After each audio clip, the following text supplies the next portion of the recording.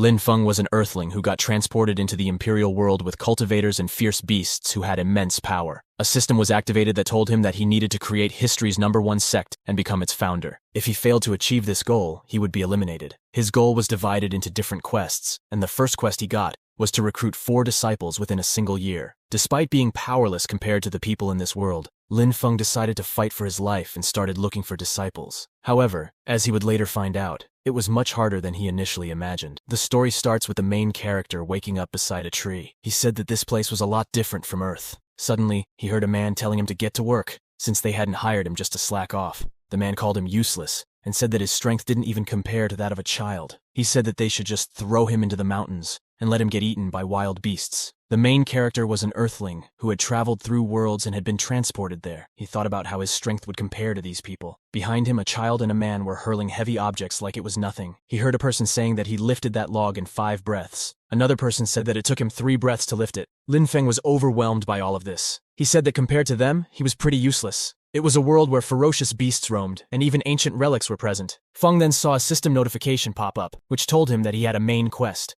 The main quest read that he had to create a sect, establish the world's #1 sect, and become the #1 patriarch. The main quest was split into different stages. Every stage needed to be completed within a set amount of time. If the task was not completed within the time limit, he would be eliminated. Reading this, Feng was shocked and couldn't believe it at first. He then watched the first part of the main quest, which was that he had to take in 4 disciples, since a sect couldn't survive without having its knowledge passed down to people. Moreover, he had to complete the quest in a single year. Otherwise, he would be eliminated. Feng was furious since he was a newbie to this world and should have been looking for a master himself. The system notified him that due to maintenance, the novice gift package's distribution had been delayed. This made him even madder since he couldn't get anything from that package now. He said that he didn't have anything in his pockets and asked the system if it wanted him to teach his disciples how to cheat and boast. A few moments later, the hunting party of that village returned. All the people gathered to witness their arrival. Feng turned around and heard people asking the hunters about their weapons, since they appeared to have lost them. They said that losing weapons here was like losing your life. The system started analyzing the hunters' faces for possible disciples and said that the subject's aptitude was too low to be a direct disciple of the host. Feng thought that the system was too picky. It seemed impossible for him to exploit any loopholes in the system. He thought that he could just take in some random person as his disciple to complete the quest. One of the hunters said that there had been a lot of activity in the mountains over the past few days. He guessed that a mountain treasure might appear soon.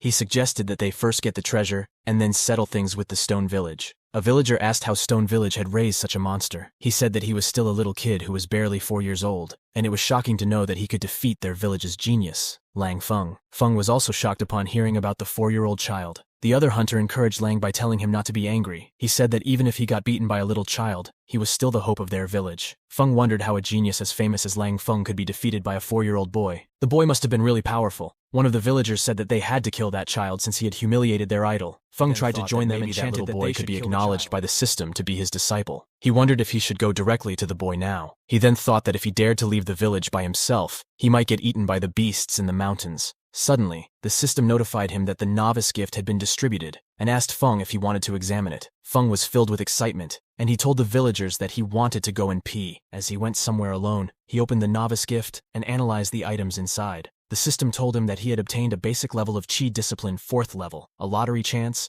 300 trading points, the Tao Technique Manual, 9 Heavens Thunder Technique, and the Heavenly Thunder Call skill. The system then congratulated him on reaching the 4th level of Qi training and for learning the 9 Heavens Thunder Technique, as well as the Heavenly Thunder Call skill. Feng marveled at the sensation coursing through his body, an electrifying rush of mana converging on the acupoint. It was nothing short of extraordinary, a newfound capability that filled him with a sense of empowerment. He recognized that this surge of energy was only the beginning, a small step on his journey toward a grander destiny. It wouldn't make him the revered first patriarch in history, but it was progress. Curiosity piqued. Feng turned to the system, inquiring about the possible acquisitions he could make with his precious 300 trading points. A list of items appeared before him, each one holding the potential to enhance his abilities or grant him valuable knowledge. As he perused the options, Feng couldn't help but be surprised that the high-grade items, situated towards the back of the list, weren't ranked even higher. His fortune, however, was apparent when he noticed the Nine Heavens Thunder technique standing as one of the top-tier lightning Tao techniques from the Heaven Primal world. He realized he was fortunate to have acquired it within the confines of this novice package. A triumphant grin crossed his face as he contemplated the power he would wield once he had mastered this formidable technique. He envisioned himself as a force to be reckoned with, a harbinger of change in the world. The prospect of altering his destiny and the fate of those around him filled him with determination and anticipation. Yet, amidst these thrilling thoughts, Feng's mind suddenly shifted he needed to fulfill the task of taking on a disciple. This momentous decision weighed on him as he realized that not only was his own future in the balance, but so too was the destiny of the one he would choose to guide and mentor. He thought that he should prepare himself for that. He exchanged some of his trading points for a new suit. He said that it was a little expensive, but the quality was pretty good. He thought that it made him look handsome. He then decided to get out of the back of the village while everyone's attention was on Lang Feng. He called out to his upcoming disciple, saying that his master was coming. The next morning he reached the stone village. At the entrance of the village was a huge tree. The tree appeared to have been struck by lightning. A man appeared and told him that the tree had already withered for 14 years. He said that he was the village chief of the stone village and asked him how he could help him. As he was about to tell the man about himself, the system notified him that it had discovered the potential candidate that was suitable to become his disciple. He immediately looked around, trying to find the disciple. The system notified him that it had finished organizing the target's data. It gave him the stats of the target and said that the target's talent was extremely high. It told him to take him as his disciple and guide him. He would definitely become the pillar of the sect. Feng was surprised to see that the target had a 10-level body route. He said that, like the other people running from start to finish, he needed to run 100 meters, but under the condition of the same finishing point, the little kid had a head start of 90 meters because of his 10-body route. Now, he understood how this kid had been able to beat the famous Lang Feng,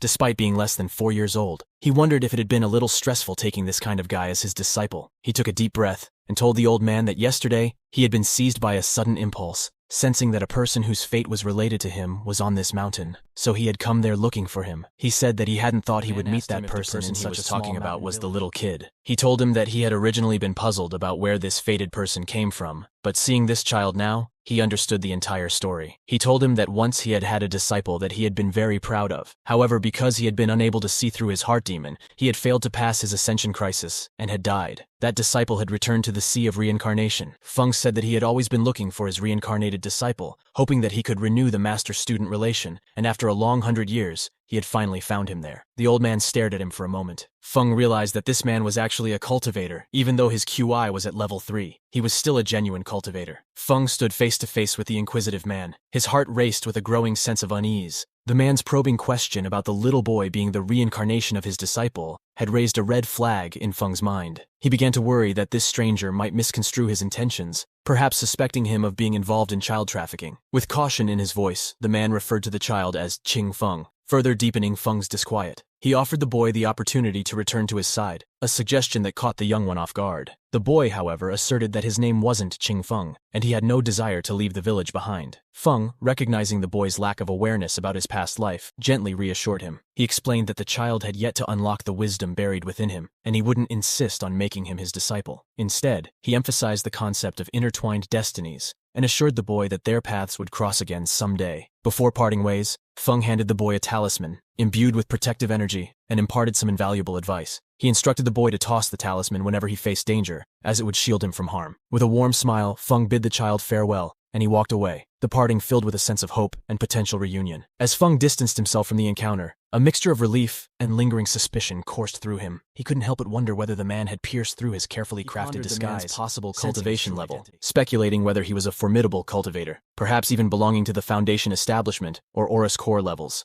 a thought that left him both intrigued and wary. It was actually a hidden benefit of the system that as long as Feng didn't act, he would be seen as an ordinary mortal. Even cultivators at a higher level than him weren't able to see through him. Feng said that he had almost been exposed, but he had to find a way to sneak back into the stone village again. He activated the stealth movement skill, which allowed him to stay hidden as long as he didn't do anything. It had cost him 100 trading points. He noticed that the stone village was much more joyful than the wolf village. He then eavesdropped on the man who was asking his wife if he would be in trouble since he had rejected Feng. She asked him if he actually thought that the kid who was named Xiao Budian was actually the reincarnation of the Taoist disciples. The man told her that he had initially thought that the Taoist was a member of the Shi family helping Shi Tianyi or someone from the Yu family of Shi Tianyi's maternal grandfather, and had come looking for Xiao Budian to finish him off, but now it didn't seem like it. He told her that Xiao Budian had been extraordinary since his birth. He had been born at the Foundation establishment level. In addition, he also had the earth-shaking Supreme Tao root of legends. It might actually be possible that he was the reincarnation of a great cultivator. The wife said that it was too bad his Supreme Tao root had actually been stolen by his cousin Shi Tianyi. She asked him how someone could be so cruel, since Budian had only been 6 months old at the time. The man told her that he had promised Budian's father that he would take good care of him. He said that the origin of Taoism was unknown, so it was better to be careful. He said that the only people who knew of Xiao Budian's background were them, so they absolutely couldn't leak out any information or else Budian would be in danger. Feng was still listening into their conversation and said that it was no wonder that the little boy's body root could reach the max value of 10. However, he was still confused about how the boy's body root was still 10 when his Tao root had the ability to regenerate, and if it was true that the boy might be an emperor-level character. Feng said that it wasn't easy to be the grandpa of someone. As he was walking in the forest, he heard a sound and looked back to see a ray of light emanating from the ground. He wondered if it was the birth of the mountain treasure the Wolf Village people were talking about. He ran towards the treasure and thought that it should be prepared for Budian. The treasure had been born on a hill, so he had to climb it in order to get close. In the wake of his arduous climb, Feng found himself at the summit. A breathtaking view spread before him. He couldn't help but marvel at the fact that he was the first to reach the treasure, standing alone atop the hill, a solitary guardian of the hidden riches that awaited. The anticipation coursed through his veins, and his curiosity was piqued. His eyes scanned the surroundings, and that's when he spotted a lone crystal lying amid the rugged terrain. The translucent gem beckoned him with an air of mystery, and he couldn't resist the urge to investigate. As his fingers brushed the crystal's surface, an electrifying jolt coursed through him, leaving him momentarily stunned. His Nine Heavens thunder technique surged to life automatically, a potent force he was gradually learning to harness. Bolts of lightning crackled around him, intermingling with the natural energy that seemed to permeate the environment. Feng couldn't fathom the power he was now able to control, and he marveled at the newfound depths of his abilities. It was an exhilarating moment of realization. As he carefully coaxed the crystal open, it revealed its hidden treasure, a delicate jade. He recognized it instantly, having seen a similar item in the trading shop. The Heavenly Thundermoon Jade, a rare and coveted artifact. The creation of this jade required the relentless bombardment of a single block with thousands of lightning bolts, and even then, the chances of success such an item carried a hefty price tag of around 2,000 trading points. In a moment of generosity, Feng decided that this exquisite treasure would be an enrollment gift for his loyal companion, Budian. A smile played on his lips as he imagined the delight and gratitude that would light up Budian's face when he presented this exceptional find. However, his thoughts soon turned to the approaching villagers. It was time to share his discovery with the community, and he couldn't wait to see their reactions when they laid eyes on the wonders hidden within the mystical mountain. The stone village reached the area first and started to look for the treasure. They found the broken crystal and realized that the Heavenly Moon Jade had been taken. The village chief said that this purple crystal had been nurtured by the Heavenly Thunder Moon Jade for a long time, so it was also a rare treasure. The kids said that they should go back now. Feng was watching all of this while hiding in some bushes. The wolf village was not able to get anything since they were slow to reach the area. As the people from the wolf village approached them, the chief of the stone village asked them why they were there. One of the hunters told him to stop pretending. He said that people from his village had attacked his grandson, and now they had taken the mountain treasure. They couldn't leave this easily now. The chief pretended not to know what he was talking about and said that they didn't have it. The hunter got irritated and asked him if he thought he was a fool. One of the stone villagers said that they were not to be messed with. Meanwhile, Feng was hiding and watching all of this. He thought that if he was seen by the village chief and Budian with the wolf village people, there would be a disaster. Moreover, he could see that there were 2 cultivators in the wolf village, one of which was at Chi Disciple level 3, and the other one was at Chi Disciple level 4. One of those men used a magical item to call fierce beasts to attack the people of the stone village. Suddenly, several fierce beasts started charging the stone village. They wondered how all of a sudden these beasts had appeared, and they were only targeting people from the stone village. The hunter said that it was a good chance,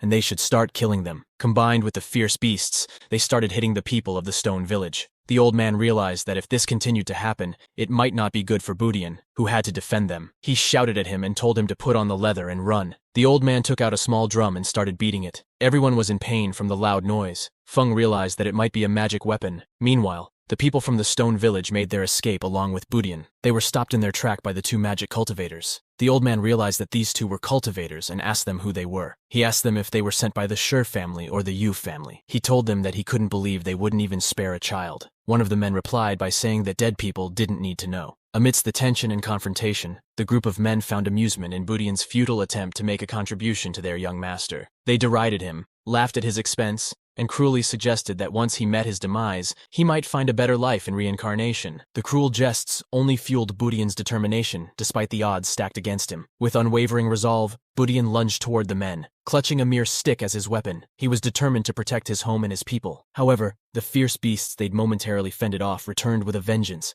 threatening the very existence of their village. Budian's heart ached as he turned to witness the familiar faces from his community fleeing, chased by the menacing creatures. In the midst of this chaos, Feng berated his disciple for his recklessness, urging him to employ the trump card that he had entrusted to him. For a moment, Budian's memory had failed him, but then it all came rushing back. The talisman. He reached into his pocket, grabbed the talisman, and hurled it toward the cultivator with all his might. The cultivator caught the talisman, but remained puzzled by its purpose, not grasping the true significance of this simple yet powerful. And then suddenly, the talisman radiated with a brilliant, blinding light. The cultivator, now bewildered and trapped within the talisman's enigmatic energy, realized the gravity of his situation but was powerless to escape. In the blink of an eye, bolts of lightning descended upon the ensnared cultivator, engulfing him in a cascade of electrifying power. His companion, witnessing this unexpected turn of events, leaped forward in a desperate attempt to aid his comrade. However, his noble intentions led him to the same fate. Ensnared in the same mystical spell, the villagers, now at a safe distance, watched in awe as justice was served, and the very threats that had haunted them were vanquished by a stroke of mystical intervention, leaving their village safe once more. Feng was watching them while hiding, and said that the weather that day had been great. He asked if they thought his 9 heavens thunder summoning was that simple. Suddenly,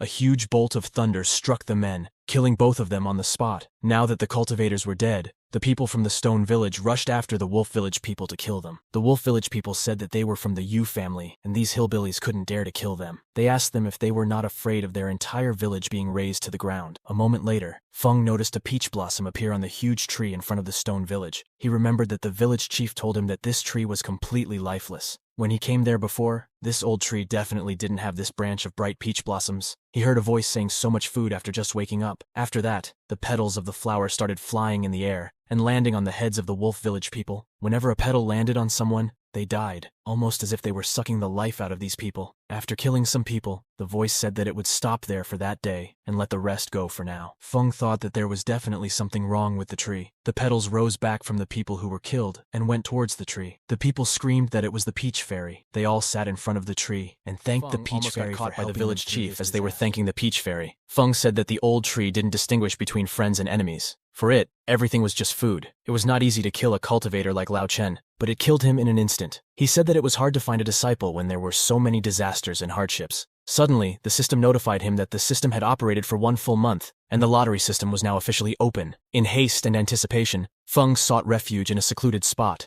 away from prying eyes, to unveil the enigmatic lottery package that had become a symbol of hope and a mysterious lifeline in his journey. His mind raced, contemplating the sudden recollection of the lottery system, a notion that had slipped his mind, but was now resurrected in all its potential. He couldn't help but applaud the young boy, the one who had introduced him to this unique opportunity. Deep within, he silently willed the child to survive and persevere, promising himself that he would return to safeguard him when the time was right. The thought of rescuing the boy was a pledge etched in his heart. Feng found himself by the banks of a tranquil river, its gentle flow mirroring his inner calm. Here, he believed he could unlock the mysteries concealed within the lottery system. With a sense of quiet determination, he initiated the lottery process. 3 choices materialized before him like enigmatic doors of possibility. One option beckoned with the word spin, hinting at a whirlwind of fate and fortune. The second, roll, implied a different kind of gamble, perhaps involving some element of chance. And then, there was the enigmatic cloud of fog, a locked gateway to a realm yet to be revealed. Feng deliberated, understanding that the locked cloud of fog was not an immediate choice. His curiosity led him to inspect the roulette wheel, revealing the potential rewards that awaited. But as his eyes scanned the array, he couldn't help but scoff at the offerings. The Tao techniques featured on the wheel paled in comparison to the might of his 9 heavens thunder technique, and the other prizes seemed lackluster in comparison. With a faint grin, he decided to take a chance and spin the wheel. The promise of adventure and the allure of potential hidden treasures, this seemingly innocuous decision would set in motion a chain of events that would forever alter the course of his journey. For the dice rolling option, he noticed that he had 3 dice, which meant a maximum of 18 points. The numbers from the 3 dice were added together to get the corresponding number of draws. He noticed that at number 13 was the Dark Thunder Sky-Piercing All. It was a Foundation Establishment level magic item. He thought that this item would complement his technique. For a little cultivator with Chi Disciple level 4, this item would be like an immortal existence. He said that with this, he would have the power to fight against the old peach tree. He rolled the dice hoping to get 13. The first dice hit 6 points, which was the biggest score you could hit on a single dice. The second dice hit 5. Feng was now anxiously waiting for the last dice. He needed 2 to get the item he wanted. However, the dice skipped over 2 and moved to 1. Feng realized that there was nothing at 12. However, the dice turned, and he got a 4. It finally stopped at a mysterious teacher's chest. He opened the treasure, saying that he got lucky with the Dark Thunder sky-piercing awl. He hoped that this box was not a trap. When he opened the box, he discovered the Northern Aurora sword. This sword was a Foundation Establishment level magic item. It was part of a pair with another Foundation Establishment magic item, the Southern Aurora sword. When the two swords combined, one could gain an Aurus core level magic item, the Polar Magnetic Tau sword. Feng was extremely happy to get this sword since it was even better than the Dark Thunder sky-piercing awl that he wanted. He said that his luck wasn't bad, considering his result for the first lottery. He said that even though he had gained a Foundation level magic item with his strength, he wouldn't be able to exert the full power of this magic item. He thought the power of the 9 Heavens Thunder summoning was good, but it consumed 10 Thunder crystals. In a real fight, he wouldn't be able to match against the village chief. He said if he could draw over Yu's family's experts who were looking for Budian's location and have both sides fight each other, then he might be able to turn his situation. He heard a man telling his sister that she should have long gone to the Xiao family to break the engagement. The girl replied by saying that it was too late now about the legendary marriage annulment. It was a marriage annulment that created countless heaven-defying geniuses. The girl was named Yanran, and the man asked her how Xianyan became such a waste now, since he used to be a cultivation genius. He noticed Feng and told her that there was an outsider there, so they shouldn't talk about this. Yanran told him that he was just a country bumpkin, and she was using voice transmission, so he wouldn't be able to hear them. Meanwhile, Feng was listening to all of it, and thought that this sounded like the fate of a main character from a fantasy novel. He said that since he had cultivation skills, he could hear her too. The girl said that it didn't matter if Xiao was a genius or a loser. She still wanted to break off the engagement since she had never seen him before. Feng praised her, saying she did a good job of not being influenced by external pressure. He suddenly realized that she was going to break off her engagement now, which meant that the main character would turn his fate around. And if he turned his fate around, he wouldn't get the opportunity to make him his disciple. He thought that if Yanran went to break off the engagement, he would most likely be forced to unleash his potential. Amidst the enigmatic events that had unfolded in his life, Feng couldn't help but entertain the notion that perhaps he was inadvertently carrying an ancient master, like a wise old grandpa within him. Or maybe he'd stumbled upon an immortal magical item, or unearthed an age-old manual hidden among his parents' belongings. Such musings blurred the lines between reality and fantasy, as the inexplicable mysteries surrounding him seemed to be drawn from the pages of legends and fables. With an air of speculative wonder, Feng pondered the fate of the man whom Yanran was soon to break her engagement with. He imagined the heartbreak that might follow, and the seeds of change it could sow in that man's life, akin to the protagonists of fantasy novels who altered their destinies. In this fantastical reverie, Feng envisioned the man not seeking solace in a wise old mentor or dusty volumes, but instead seeking him as a disciple, drawn to his remarkable potential. However, Feng couldn't ignore the pressing matter at hand. The predicament of his loyal friend Budian remained unresolved. The swirling complexities of life had brought this unexpected twist to his doorstep. Yanran's engagement should be cancelled, but the wheels of fate were not so easily halted, and the timing was less than ideal. In a rush of determination and purpose, Feng approached the trio, Yanran, and the two mysterious figures, whom he believed to be the legendary Sword Celestials. He had questions, but he couldn't help but blurt out his immediate concern. With a touch of urgency, he inquired if they were indeed the legendary Sword Celestials, a hint of awe in his voice. The man among them acknowledged their celestial status and inquired about his intentions. Feng didn't hesitate. He described the looming threat, a demon's presence in his own village, casting a dark shadow over the lives of its inhabitants. He beseeched them for their assistance, an appeal that he knew would earn the gratitude of his entire village. To underscore the reality of his words, he recounted the miraculous transformation he had witnessed, a once charred peach tree, struck by lightning, miraculously sprouting new branches and delicate peach blossoms. The inexplicable had woven itself into the fabric of their lives, and Feng hoped that the celestial swordsman could help vanquish the looming darkness. The man told him that it was not uncommon for a dead tree to rejuvenate during the spring. Feng said that he was right, but those peach blossoms killed a lot of people. Yanran asked him to tell her how the peach blossoms killed a lot of people. He told her the entire story, and said that the tree demon had been struck by lightning at the entrance of their village. They asked the old man, who was called Elder Ye, if they could go and help the man. Elder Ye's sagacious mind swiftly connected the dots as he processed Feng's words. He deduced that if the peach tree was now infused with malevolent energy, it likely possessed a demon core, making it a prime target for eradication. The notion that this potentially sinister force had taken root in their village compelled Elder Ye to act. With conviction in his voice, he reminded the assembly that the fundamental duty of cultivators from the Sword of Radiance sect was to combat evil and uphold justice.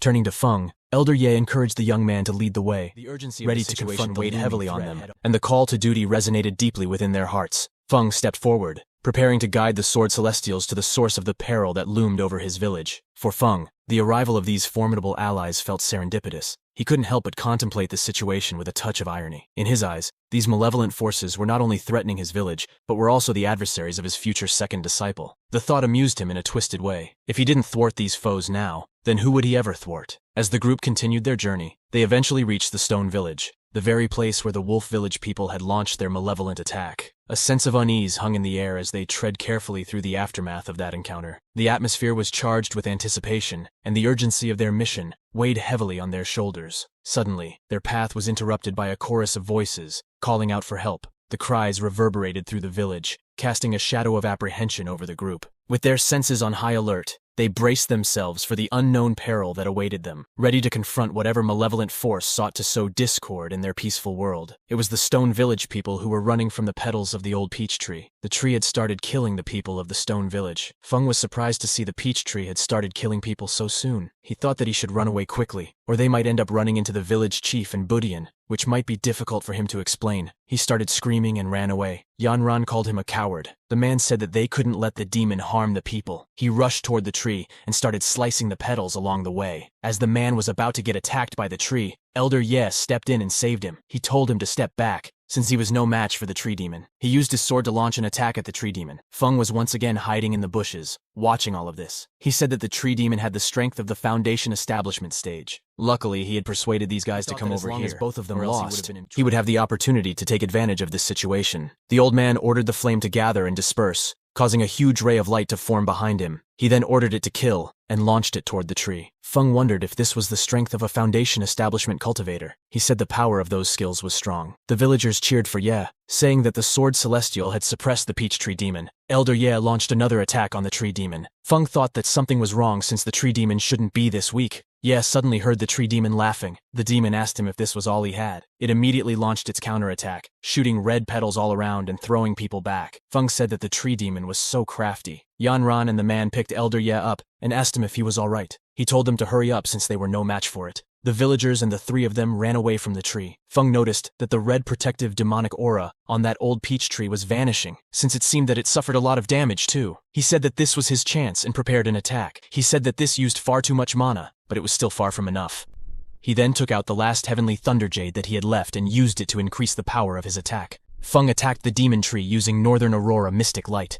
A strong bolt of lightning hit the tree and lit up the area. The entire stone village could see the light. Even Elder Ye and the other two could spot it from the distance. After the lightning was over, the tree was completely burnt down. Feng sighed, saying that it was finally over. He said that fortunately, the tree demon died with the blow. If it didn't die, he might have had to run away. He then noticed a girl emerge from the destroyed tree. He thought that the girl was beautiful, and wondered if this was the true form of the tree demon. The girl told him that her name was Long Ye, and said that he should remember it as she would remember him. Feng was scared, and said that he hoped and thought that some immortal deity had saved them from the tree demon. Feng realized that he hadn't changed his clothes yet. He said that he needed to go back to the village before them. Within the shadowy realm of the forest, the man who had accompanied Elder Ye couldn't help but voice his thoughts. With a hint of skepticism, he remarked on the other's opportunistic nature, highlighting the fact that he had only taken action against the demon tree once Elder Ye had nearly vanquished it himself. There was a subtle undercurrent of tension in their conversation, a clash of perspectives regarding the events that had just transpired. Elder Ye, wise and contemplative, listened to the man's observations. He acknowledged the truth in his companion's words, and openly expressed his recognition of the formidable power he had witnessed during that lightning attack. It was a revelation of strength that placed the enigmatic figure above even Elder Ye himself, a realization that underscored the urgency of their situation. With candor and a touch of wisdom, Elder Ye mused on the matter at hand. He noted that he was nursing injuries, and that seeking out the enigmatic figure could only lead to more trouble. His priority was to protect the well-being of those under his care, and ensure they reached safety unscathed. He revealed his intentions,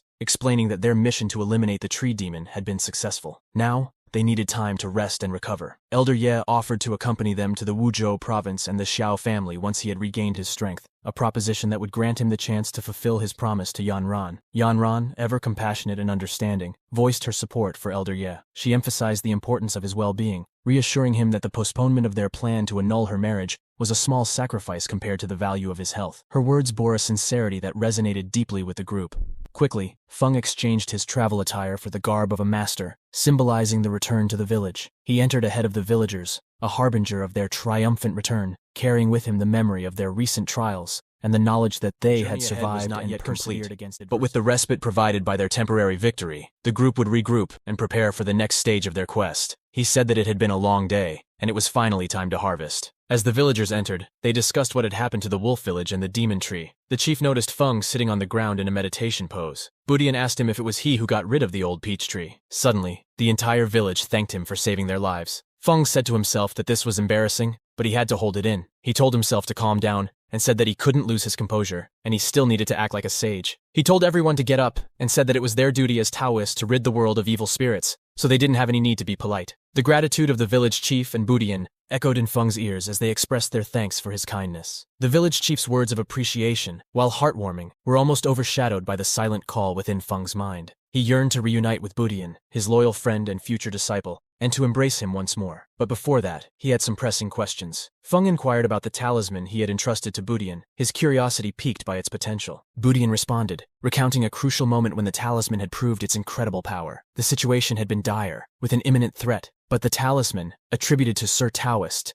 had unleashed a surge of overwhelming energy, eliminating their adversary with astonishing efficiency. Feng couldn't help but offer a fond smile, his heart swelling with pride for Budian. He reminded Budian that he had left the talisman in his care to protect him, and acknowledged that he had sensed the change in the talisman that had prompted his return. As a testament to his unwavering concern for Budian's safety, Feng retrieved another talisman from his possessions. Handing it to Budian, he imparted a heartfelt message, urging his friend to remain vigilant and cautious in the future. With a last touch of reassurance, he bade them farewell and announced that there were yet more matters to attend to. As Feng walked away, his steps echoed the resolute journey he had. As soon as he counted to 3, the chief told him to stop. He turned back and asked him what else he could do for him. The chief told him that his son had suffered many hardships since he was born, and being able to gain Sir Taoist's favor was his good fortune. He told him to have mercy and take in the child. He told him that this was not the place to talk, and that there were some secrets that he had not yet revealed. He invited Feng to his home and told him that he could talk there. Sitting in his house, he asked Budian if he was willing to take Sir Taoist as his master. Budian asked him if he could learn great skills like Sir Taoist. In his mind, Feng was getting excited and told him to come to his master's embrace. However, he controlled his emotions in front of them and told them that it was only natural and that he would get to learn even greater skills. Budian got excited and told him that he wanted to join. Feng told him that he wouldn't be staying here for long, so if he wanted to be his disciple, he would have to leave the village with him. Budian contemplated if he should really be leaving the village. The chief asked Budian if he was always asking him about where his father and mother went. Budian thought that he was about to tell him about his parents, and asked him if he was finally willing to tell him. The village chief said to Feng that this child's background was very special, and it might bring him trouble in the future. Feng said that no matter, since he had accepted him as the disciple, he would naturally have an obligation to solve his worries. He told him that Xiao Budian's real name was Shi Tianhao. He came from the royal family of the Great Qin dynasty, and was also related to the Yu family of the Great Qin dynasty. He said that even though he was not part of the main bloodline, he was still of nobility. He told him that Xiao Budian's talent was extraordinary. Not only was he born with the natural foundation establishment stage, but he also had an incredibly rare supreme Tao root that was above heaven-class Tao roots. He said that his natural-born Tao root was not manifested at the moment he was born. His parent only discovered it when his grandfather had gone missing in a dangerous place. They were desperate to find a way to save his grandfather, so they were forced to place him in foster care. Faced a series of unfortunate events. The annals of the Great Qin's imperial capital, a tale of prodigies and treachery unfurled, casting a shadow over the lives of 2 families forever. Within the folds of the Shi family, a remarkable child named Shi Tianyi had been born, a few years senior to the young Xiao Budian, and he bore a unique distinction. His irises cradled double pupils, a rare and enigmatic sign of destiny. It was the village chief who bore witness to this extraordinary revelation. With a discerning eye, he recognized the exceptional potential hidden within Budian, an innate gift that marked him as a possessor of the supreme Tao root. The village chief's words of awe were a testament to the unique qualities that lay dormant within the young boy, qualities that would set him on a path to greatness. Yet, this promising narrative took a chilling turn. The tendrils of envy and greed soon took root in the heart of Shi Tianyi's mother. She hatched a nefarious plot, a sinister alliance with a practitioner of dark magic, who would stop at nothing to rob Budian of his coveted supreme Tao root. The spell, cast with malevolent intent, was an act of treachery that robbed the young Budian of his destiny. Budian's parents, those who had left to fulfill their own destiny, returned to a scene of heartbreak and deception. They arrived too late, for their son's supreme Tao root had been forcibly transplanted into Shi Tianyi, a malevolent act that had irrevocably altered their fates. Retrieving the essence of their son's destiny now entailed a grave decision. The life of Tianyi hung in the balance, and only his death could sever the connection between the two young souls. Yet such a choice was unthinkable for the Shi family. Their love for their son ran deep, and they could not bear the notion of his demise. The impasse became a source of conflict and pain, a chasm between two families, each bound by their own tragic circumstances. In the face of this profound injustice, Budian's parents did not falter. Their love for their child ignited a fierce determination, and they embarked on a harrowing journey, fighting their way out of the heart of Great Qin's imperial capital. They were forced to go to a dangerous place to look for medicine. He says that he has an old relationship with Budian's father. However, so his parents hadn't heard a word from Budian's parents since they went out to look for medicine 3 years ago. He tells him that, fortunately, Budian has had a good constitution ever since he was born, so he was pardoned. The Yu family is the family of Shi Tianyi's maternal grandfather. They were so cruel that they didn't even stop after robbing him and wanted to take his life. The Yu family was ranked among the Great Dynasty's 4 great clans.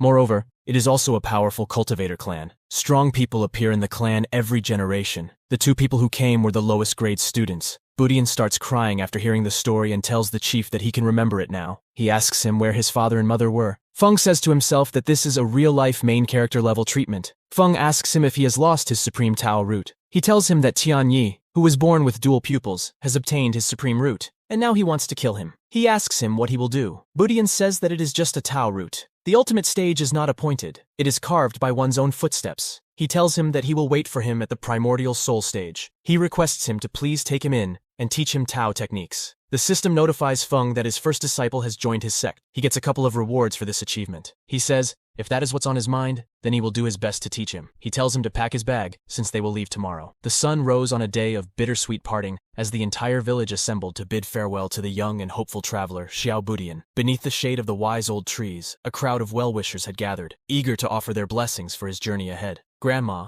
the warm matriarch of their family, held back tears, her voice quivering with emotion as she reminded Budian to eat his meals on time, her maternal concern etched in every word. Her love and care had nurtured him since birth, and now she could only hope that his journey would be one of growth and fulfillment. Grandpa, a sage of experience, imparted his own wisdom to his grandson. He counseled Budian to tread carefully on the path that lay ahead, and to seize every opportunity to learn pride and nostalgia, for he saw in Budian the promise of the future, and he knew that this young soul would carry their family's hopes into the world beyond. Budian, brimming with youthful enthusiasm, bid them farewell, his eyes filled with dreams and a sense of determination. He assured his beloved grandparents that when he had completed his training under his master's guidance, he would return to share his newfound knowledge and experience with them. Grandma couldn't help but confess her worries, for their little Xiao was setting out to explore the vast world, and the uncertainty of his journey weighed on her heart. Yet deep down, she knew that her grandson was destined for greatness, and she took solace in the belief that he would return stronger and wiser. As the village's familiar landscapes gradually faded behind them, Feng couldn't shake the concern that the Yu family had already located their peaceful haven. His own strength, while growing, still felt inadequate to protect the young Budian from the threats that lurked in the world. He turned his thoughts inward, reflecting on Budian's long-held aspiration to become strong. Now that the opportunity was at hand, Feng was determined to ensure that Budian seized it with both hands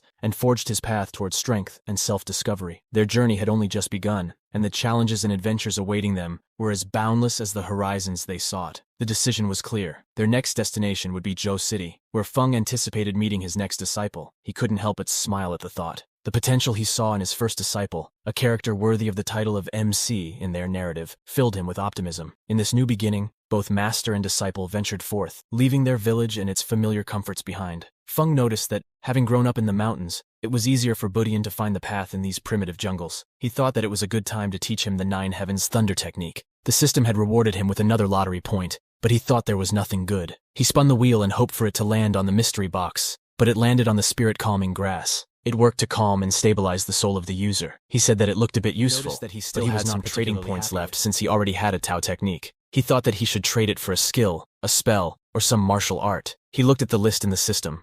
At first he saw a technique called the Dragon Path. It had so many branch options, but it was expensive. He then decided to purchase the Cloud Dragon Disappearance. Budian asked him when he could learn the Tao techniques from him. He told him to relax since he was his senior disciple, and wouldn't forget about him. Budian told him that he didn't want to be his senior disciple, but his youngest disciple. He told him that back in the village, the youngest child got doted on the most. Since he was the youngest child in the village, everyone adored him. Feng told him that he didn't know if he should call him smart or stupid, since it is not the same for everyone. It might be the case in his village, but outside, it is different. Outside, it is the younger ones who get bullied the most. He told him that it was his choice if he wanted it, but he shouldn't regret it once his seniors told him to get washing water or scrub the toilet. Budian told him that he would get washing water, scrub the toilet, and massage the shoulders for the master, and with him around, the seniors wouldn't trouble him. Feng called him a little devil. He said that the Mick-level characters are scary. He didn't expect the awareness of 8 to be heaven-defying. He realized that he didn't even need to teach Budian anything since it was like stuffing a duck. He just had to show him, and he would learn it by himself. He thought that if it went on, he would end up being the cannon fodder or a guide that makes soy sauce. He then said that it was not what he wanted and decided that he wanted to become strong. Budian called him and told him that he wanted to drink animal milk. Feng was surprised that an MC like him actually hadn't cut off from milk at 3.5 years old. He asked him if he was sure. Budian told him that it is not like he has to drink it, but he just likes to drink it, the same way his grandpa likes to drink alcohol. Feng thought that he might need to find a female beast during the lactation period, and it should be caught alive. He told him that it's fine since drinking milk is beneficial to the body's health. In the tranquil serenity they went into the forest and found Xiao Budian savored the last drops of milk.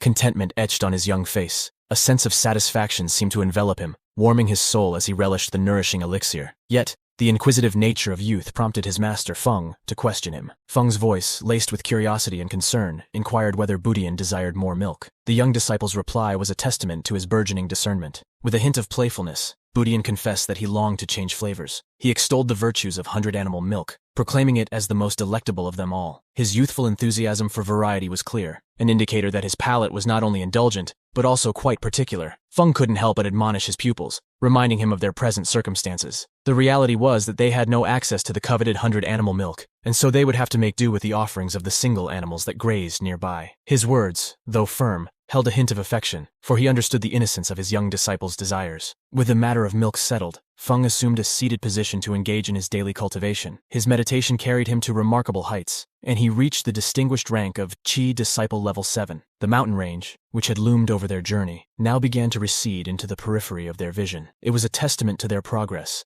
and the prospect of exiting the mountains was a mere few days away. As the joy of this achievement warmed Feng's heart, a thought crossed his mind, one that prompted him to assess the current state of affairs. He pondered why he was rejoicing, only to realize that his youthful apprentice, Budian, had made impressive strides of his own. At the early age of Qi Disciple Level 4, Budian's innate talent was undeniable, and his progress was marked by the ease with which he ascended the ranks. Yet, as the sense of pride swelled within Feng, he couldn't help but notice which had been aglow with his apprentice's potential, suddenly felt a pang of worry. Meanwhile, Budian was catching some birds. He finally reached up to the bird and grabbed it. He told the bird that it was fast. Even though he was at Qi Disciple Level 4, he was almost not able to catch up with it. As he was playing with the bird, he noticed a man staring at him while hiding behind a tree. The man said that the boy had reached Qi Disciple Level 4 at such a young age. This kind of talent was considered 1 in a million, even in his sect. He thought that if he brought this kid back, the elders in the sect would definitely go crazy. He said that after that, he would have made a great contribution. He walked up to Budian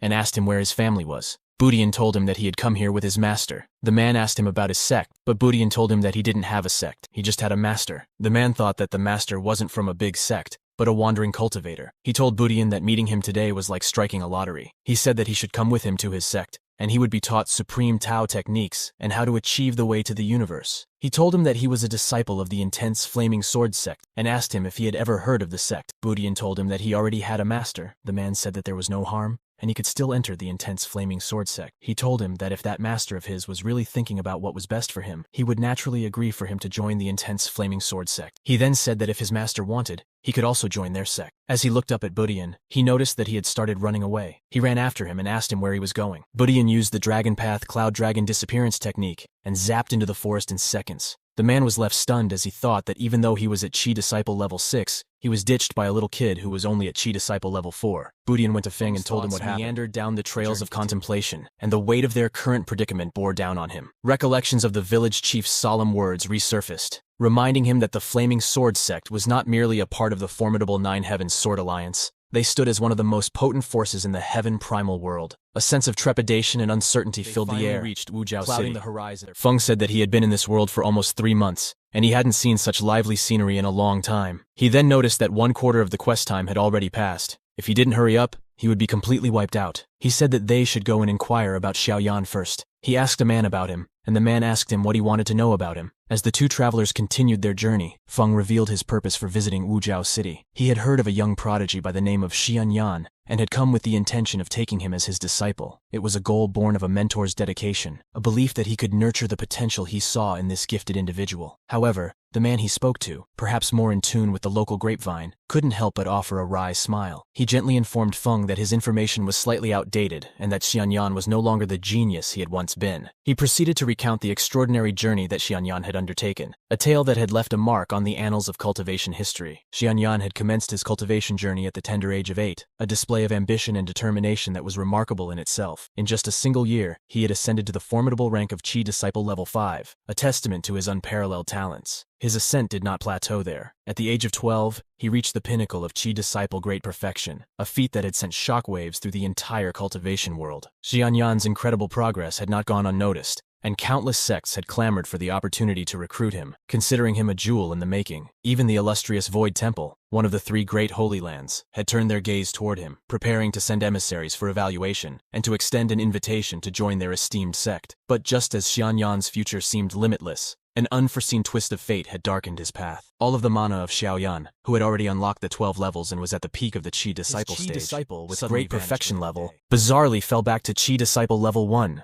Xiaoyan instantly plummeted from his position in the clouds to the ground. He suffered countless blank stares, and there was a rumor going on that the Murong family had a marriage contract with him. They were about to break off the engagement. He told him that if he wanted to accept that waste as his disciple, he probably wouldn't be able to carry on the legacy for him. Budian told him that he felt sorry for Xiaoyan. Meanwhile, Feng was getting excited since he thought this was the main character's beginner plot. He said that even if one started thinking from their knees, they could probably figure out that there was a secret to him losing his prodigy status overnight. He decided that as soon as Murong Yanran came to his door to humiliate him, the main character would find his old grandpa and rise up to be at the top again. However, as long as Xiaoyan accepted him before he found the cheat to become great again, it would be fine. He told Budian to come with him and find a place to settle down first. He would then take him to drink the 100 animal milk. Budian happily obliged and thanked his master. Feng wondered how long he might have to stay in Wujiao City if the old man Ye took half a year to rest and recover. He then thought that there was another big problem. His biggest competitor was Yan's grandpa, or his cheat, which would allow him to become great again. He said that he should visit the family directly and take him in as his disciple. But would Yan be so easy to fool? The system suddenly discovered a target suitable to become his disciple. It started analyzing the target for possible disciple positions. After scanning, the system told him that the target was highly talented, and the system recommended taking him in as a disciple. The target had a bone root 8. Feng said that this was definitely the person chosen by the heavens. He looked at Yan and tried to see if he was carrying some kind of cheat item first. He thought that to carry it conveniently, it must be a ring, bracelet, 2 rings.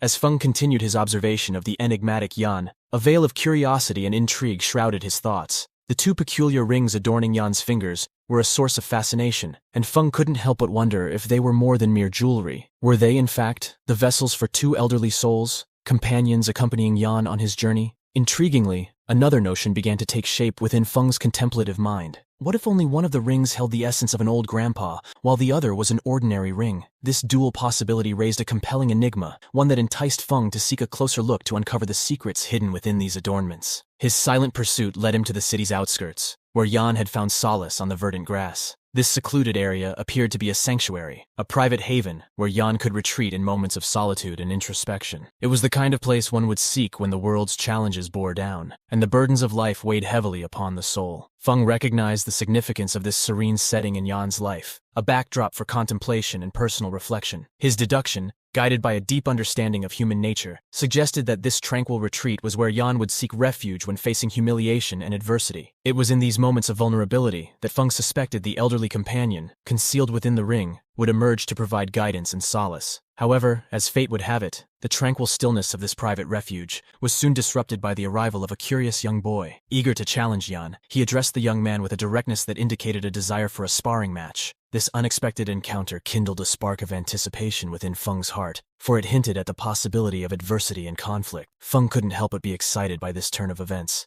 The appearance of a challenger in Yan's life was a moment of profound significance. Like a well-crafted plot twist in the narrative, the gravity of this situation, a pivotal juncture where Yan's mettle and character would be put to the test. This was a crucible where the fires of adversity would either refine or consume him, a moment pregnant with the potential for growth and transformation. In the unfolding drama, Feng discerned a narrative arc laden with promise, one that was as captivating as it was uncertain. It was the kind of story that had the power to resonate deeply with the audience, where a protagonist faced challenges that revealed their true character and forged their path toward greatness. Recognizing the significance of this juncture, Feng resolved to seize the opportunity to make a memorable first impression. He understood that the initial encounter was of paramount importance, setting the stage for subsequent interactions. In the world of cultivation, where power and perception hold great weight, the impression one makes could have lasting consequences. With this awareness in mind, Feng began to devise a strategy for his entrance. He contemplated how best to convey his presence and intentions, seeking to strike a balance between strength and restraint. It was a delicate dance, for he wished to exude an air of authority and capability without overshadowing Yan's own abilities. However, as Feng prepared to make his move, he was suddenly struck by the sound of an unfamiliar voice. Someone else had arrived on the scene, and their words suggested a willingness to intervene in the upcoming contest. Feng's curiosity was piqued, and he watched with keen interest,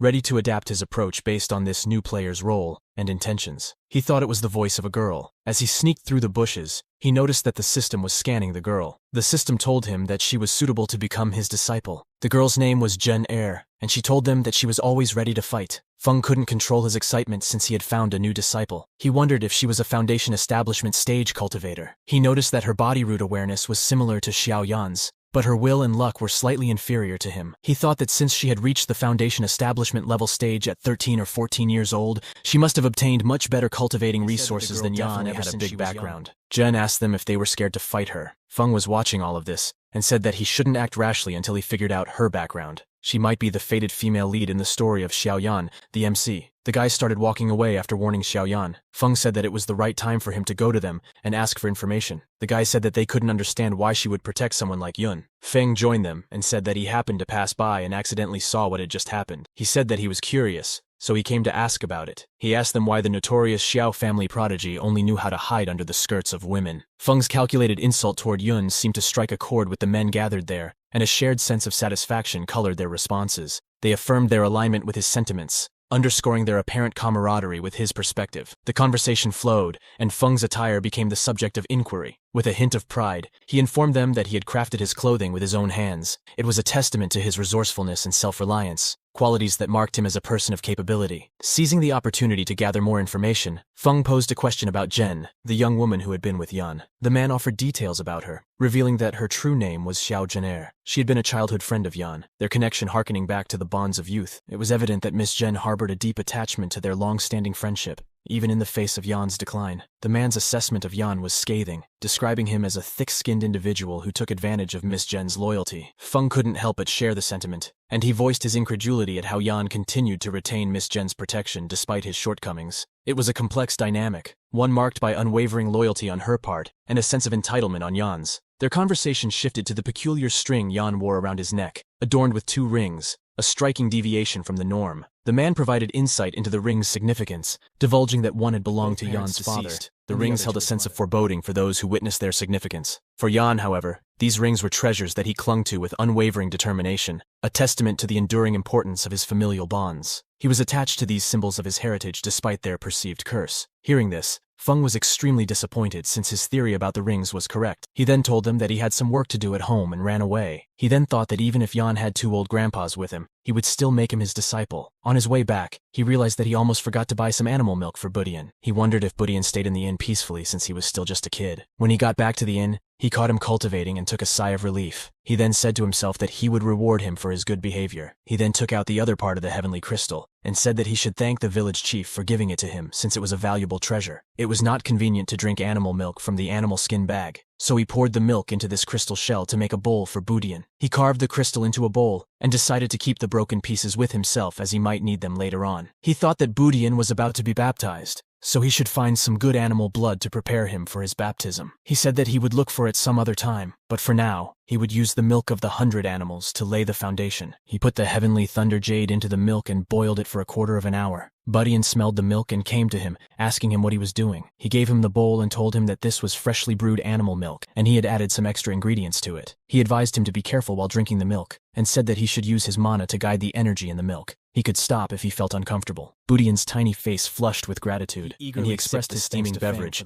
but the heat soon caught him by surprise. With a flick of his masterful fingers, Feng effortlessly removed the scalding sensation, explaining to Budian that he could use magic to guide the energy as he drank. It was a practical lesson in harnessing one's abilities, a nurturing gesture that extended beyond mere milk. The young disciple watched in awe as Feng handed him a bowl, a unique vessel crafted to enhance his thunder spirit power. Feng's thoughtful gift held the promise of aiding Budian's growth, a testament to the mentor's dedication to his disciple's development. Gratitude shone in Budian's eyes, his expression an endearing combination of innocence and appreciation. As Budian clutched the precious bowl, Feng imparted his intentions to cultivate, signaling his need for solitude and concentration. He encouraged Budian to enjoy his playtime but cautioned against any disruptions. The balance between mentorship and personal space was an essential part of their dynamic. Meanwhile, a group of individuals had arrived at the location where Jiang Nan had last spotted Budian. These newcomers bore the unmistakable insignia of the intense flaming sect, casting a shadow of concern over the situation. The intensity of their search hinted at the urgency of their mission, and it became clear that they were seeking Budian. One of the men reported their findings to an elder, revealing that the traces left behind suggested Budian's party was heading outside the mountainous region. Wuzhou City, the nearest urban center to that exit, loomed on the horizon as their probable destination. The arrival of these newcomers added a layer of tension to the unfolding narrative, signaling that challenges and obstacles were likely to emerge on the horizon. The man asked Jiang Nan if he was sure that the kid was a Qi disciple level 4, and even though he was a Qi disciple level 6, he couldn't catch up with him. Jiang Nan said that every word he said was true. He said that Wuzhou was the territory of the Sword of Radiance sect, and wondered if that's the talent that he told them about, then they would get him, even if it was the MT Shu Sword Sect territory. The elder told them to stop with the nonsense and make their way to Wuzhou. A man came to Feng and called him from the inn window. When Feng came out, he told him that he had told him to keep an eye on anything interesting that happened in the city, and tell him at the first moment. Feng asked him what it was. He told him about the Xiao family, and said that their young master, Xiao Yun, who couldn't cultivate,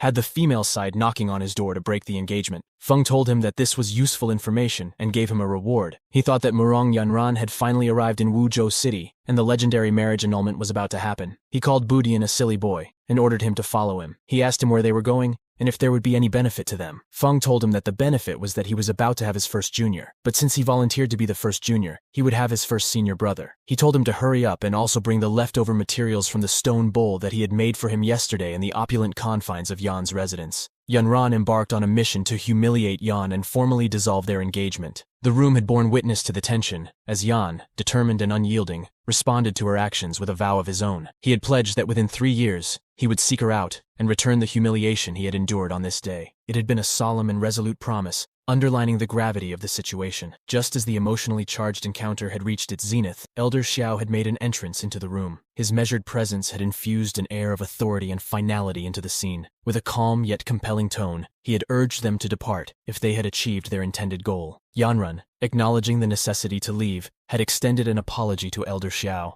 and had extended an open invitation for him to visit precisely as she had hoped. For Feng, who had arrived slightly later than the main act, it appeared that he had missed the legendary marriage annulment drama, yet the outcome had aligned precisely with his expectations. It had been a conclusion that felt inevitable, given the dynamics and personalities at play. As the trio had prepared to exit the scene, a new voice had broken the silence, and Jen, the unexpected figure in the room, had added her perspective to the situation. She had addressed Yanran with a mixture of concern and a stern warning, cautioning her not to underestimate the potential consequences of her actions. Jen's words had held a layer of wisdom, suggesting that the world of the Heaven Primal was vast, with myriad powerful forces that rivaled or even surpassed the Sword of Radiance sect in might. The undercurrents of power, ambition, and consequence had simmered beneath the surface of the drama. It had been a reminder that the choices made by these characters had ramifications that extended beyond this singular moment. Feng, as an observer of this intricate narrative, couldn't help but recognize the depth and complexity of the world in which they all lived. Feng had been getting excited watching all of this, and had said that it was clear who was good and bad. He hadn't even needed to think about how to take her as a disciple. Once he had taken in Yan, she would automatically be in his palm. The elder had asked her who she was, and how dare she speak to them like that. She had stared at the elder, which had made him realize how powerful she was, and he had told them that they should go. Feng had thought that even though Jen was at the Foundation Establishment level stage at such a young age, she shouldn't frighten Elder Ye since he was also at the Foundation Establishment stage. He had realized that there was something strange about the golden flame in her eyes. He had thought that her background must be exceptional. If she wasn't the holy maiden of an ancient clan, then she must be the princess of some sort of big country. He had said that if he was wrong, then he would reverse the order of letters in his name. He had decided to just take in Yan first, and then talk about it later. He had said that it was obvious go and collect Yan first. Yan had walked away, thinking of all the things people said to him. He had said that he didn't want to suffer the same humiliation ever again. Feng had laughed from behind, and had said that he thought he needed some help. Yan had noticed that he didn't have any breath at all, and had wondered if it was because he was just a mortal, or maybe he was unable to see through him. He had asked him who he was, and what he wanted. Feng had told him that there was no rush to ask who he was. He had said that the problem he should care about was why he had reached such a stage. Yan had asked him if he knew why, and Feng had told him to follow him. He had used the Cloud Dragon's disappearance to make him ride on clouds and mist. Yan, perched on ethereal clouds and mists, had recognized that the enigmatic figure before him couldn't possibly be a mere mortal. The aura emanating from the newcomer had borne the unmistakable hallmarks of a high-level cultivator. It had been a realization that had sparked a twinge of intrigue and curiosity in Yan. His eyes, trained in the art of observation, hadn't stopped at the intriguing visitor. Instead, they had fallen upon Budian, the young prodigy who had reached the Qi disciple level at such a tender age. The sight of such a remarkable disciple had led Yan to contemplate the mentor guiding him. Could this enigmatic figure have already transcended the mortal realm and attained the lofty realm of reincarnation? The thought that this master might hold the key to his ailment had flickered in Yan's mind. As Yan had pondered the depths of this encounter, he had realized that this enigmatic figure had managed to conceal his true cultivation level. It had been an artful trick enabled by the system, a veil of secrecy that had shrouded him until the moment he had chosen to act. This concealed state had extended even to cultivators of higher ranks, who had struggled to decipher the master's actual prowess. With a sly smirk, Feng recognized Budian as an exceptional advertisement for his skills as a mentor. He had summoned Yan to come to Master's embrace, a phrase that had carried layers of authority and camaraderie. It had been a testament to Feng's role as both a mentor and guide in Budian's life. Taking Yan to the familiar spot where he had sought refuge from life's pressures in the past, the two had finally delved into the heart of the matter. Yan, yearning for answers regarding his condition, had inquired about the nature of the issue plaguing his body. Feng's response had been enigmatic, as he had mentioned that the root of the problem lay in the 2 rings Yan wore. It had prompted Yan to reflect on the widespread belief that these rings were cursed. However, Feng had dispelled the notion of curses as mere superstition, explaining that curses were, in fact, a genuine and potent aspect of the world. But in this case, the transformation Yan had experienced was not a natural disaster. Rather, it had been a catastrophe wrought by human hands. The revelation had cast a shadow of intrigue over their conversation, marking the beginning of a journey toward understanding the truth behind the enigmatic rings and the transformation they had unleashed within Yan. As their dialogue had unfolded, Yan had been left to contemplate the profound implications of this encounter and the possibility that the answers to his ailment might finally be within reach. Yan had been surprised and had asked him if he was saying that someone was deliberately harming him. He had wondered if the death of his parents could also be related to the person harming him. Feng had told him that currently, he didn't know if the death of his parents had something to do with these rings, but the massive change in his body was precisely the result of these 2 rings. He had told him that the spirits living in the rings were constantly absorbing his mana to strengthen themselves. He had said that this was the reason why his level had regressed suddenly 3 years ago, and this was also why he hadn't obtained any advancements despite training hard in the 3 years afterward. The mana he had trained hard to obtain had been used by the spirits to nourish themselves. Feng had smiled and had said in his mind that this was called a preemptive strike. He had referred to his parents and had asked them how they would challenge him now. The 2 grandpas in the rings could help Yan soar to new heights of success, but it was most likely them who had caused him to call from the clouds before. He had said that he was afraid he might have to go against the old grandpa in the rings next. The weather had started getting cloudy, and Feng had smiled, saying that it was a good thing the weather had changed, since he wouldn't have been able to exert the full power of 9 heaven thunder summoning. Now that he had enough cards up his sleeves, he had been ready to play with them. He had then heard a female voice saying if not for his sacrifice, she didn't know how much longer she had to sleep. Feng had been surprised to hear the voice of a woman, and had wondered if it was a grandma. The apparition of a woman had appeared, and Feng had been even more shocked to see that she was beautiful. Yan had asked her if the change in his body was really her doing. She had told him that Mingye didn't have any choice, so he shouldn't blame her. He had thrown the rings at her in anger, and had told her to screw off. She had told him that she understood that he was mad, but he should know that the other ring he was wearing was actually the true source of his misfortune over the past 3 years. She had said that the fellow Taoist had eyes like a torch that pierced through the dark. He was able to figure out the reason for the mana being absorbed. She had admitted that she had been absorbing his mana for the last 3 years. However, she had not been the one responsible for the regression he had faced 3 years ago. Feng realized that the way this conversation was going was not good. With a few sentences, she had not only been able to get rid of all her responsibilities, but also obtained the leading position in the conversation, influencing Yan into following her rhythm. He remarked that women were definitely not easy to deal with. She told Yan that in that ring lived the crippled soul of an ancient beast called the Taoti. She explained that 10 years ago, she had been forced to place her soul in the ring due to a serious injury. After that, she had been asleep the whole time until 3 years ago, when she discovered that the Taoti had devoured all of his mana, and even wanted to devour his life force. So, she used the heavenly cage mantra. Her own soul had expended too much energy, and she was forced to enter a deep sleep again. It was also in the process of this second deep sleep that she unconsciously absorbed the new mana that he cultivated to repair her soul. She apologized for all the trouble she had caused him. Feng realized that she was from the Great Void Sect. In the heavenly primal world, there were 3 strongest sects: the Mount Shu Sword Sect, the Great Thunderclap Temple, and the Great Void Sect. The Great Void Sect was the well-deserved #1 sect in the world. Unlike the other 2 holy lands with many followers and disciples, the Great Void Sect was actually very low profile. The girl introduced herself as Manhua and told them that she was from the Great Void Sect. Feng remembered that back in the day, Yan displayed such astonishing talent that even the Great Void Sect had intentions of taking him in. Feng thought that the disciple he was about to get had slipped away from him. He then said that he didn't care, even if it was the Great Void Sect. If he was unable to get his hands on Yan, he wouldn't be able to get Zhen as well. However, Feng believed that Mingyue's expressions didn't look fake, which meant that she was merely apologetic towards Yan, or did not want to take him in as a disciple. He realized that she grew up among prodigies and had amazing cultivation talent. He thought that she might be a cultivation genius herself. In that case, he still had a chance. Feng got an idea and said that it had really been a long time since he last saw a Taodi. Mingyue was shocked and wondered if he had seen a living, pure-blooded Taodi before. She asked him who he was. He told her that he was a humble man from the mountains, and that his name was not worth mentioning, but she could just call him Taoist Lin. He asked her if he had heard from fellow Taoist Yan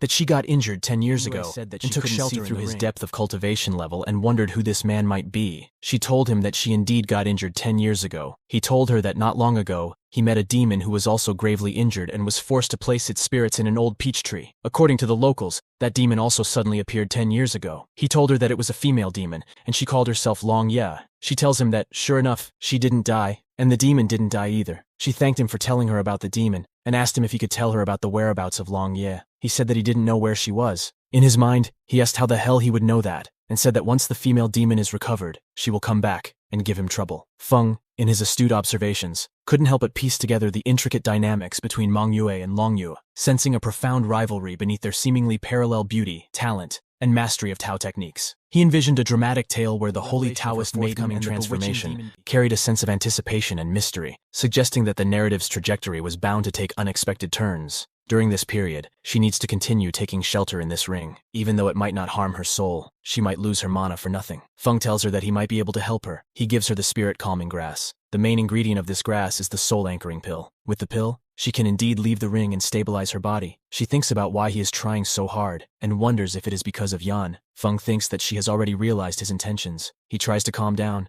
and tells her that he is a humble man from the mountains, and he cannot naturally compare to the Great Void Sect. He says that it is quite difficult to find a couple of successors, so she should step down and let him have Yan. She says that if it's like that, she will go. She thanks him for the spirit-calming grass, and tells them that the heavenly cage mantra she planted before had already been greatly weakened. The Taodi's remnant spirit could awaken at any moment now. It is better if Yan does not carry the ring around with him. She asks Feng what he thinks. He wonders why she is looking at him with such a smirk. He says to himself that she is of the same feather as the demon girl, Long Ye. Both of them aren't good birds. He tells her to leave the ring with him. She hands him the ring, and he tries his best to stay calm so that his cover won't be blown up. He tries sending mana to the ring first. He suddenly sees the wild Taodi caged up by the heavenly cage mantra. He says that even though it isn't a true Taodi and is just a remnant spirit, its strength is at least at the foundation establishment level, and can also devour all things. It's far more terrifying than the average human foundation establishment stage cultivator. He says that before Yan was at the great circle of perfection of a level 12 Qi disciple, he was forcefully sucked into a useless loser by this Taodi. He says that in order to take care of this beast, he probably will have to depend on the heavenly cage mantra. Every time the Taodi rams into the cage,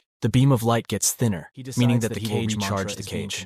However, when he infuses it with his mana, the light becomes much thinner. He thinks that the inner mana of the heavenly cage mantra is an extremely complex and sophisticated way. He says that if he doesn't figure out how the heavenly cage mantra operates, rashly injecting mana will only have a counterproductive effect. He asks Yan if he has made a 3-year promise with his fiancée. In his mind, he says that he must succeed in any case, and tells the Taoti to behave itself. Yan tells him that he will do it, and get back everything that he lost before. Feng tells him that his talent is very good, but that the little girl's talent is also not bad. While he is improving, she is also improving, but her starting point is a lot higher than his. Even if he transformed back into the prodigy that he was in the past, based on his original cultivation speed, he might not be able to catch up to her within 3 years. Moreover, his fiancée got the support of the Sword of Radiance, and her training resources were far superior to his. Mangyue tells him that as an outsider, she can't say too much about the grudge between her and Murong. but since she caused him trouble, she will teach him a spell of the Great Void Sect as compensation. Feng says that even though she is cunning, her character isn't too bad.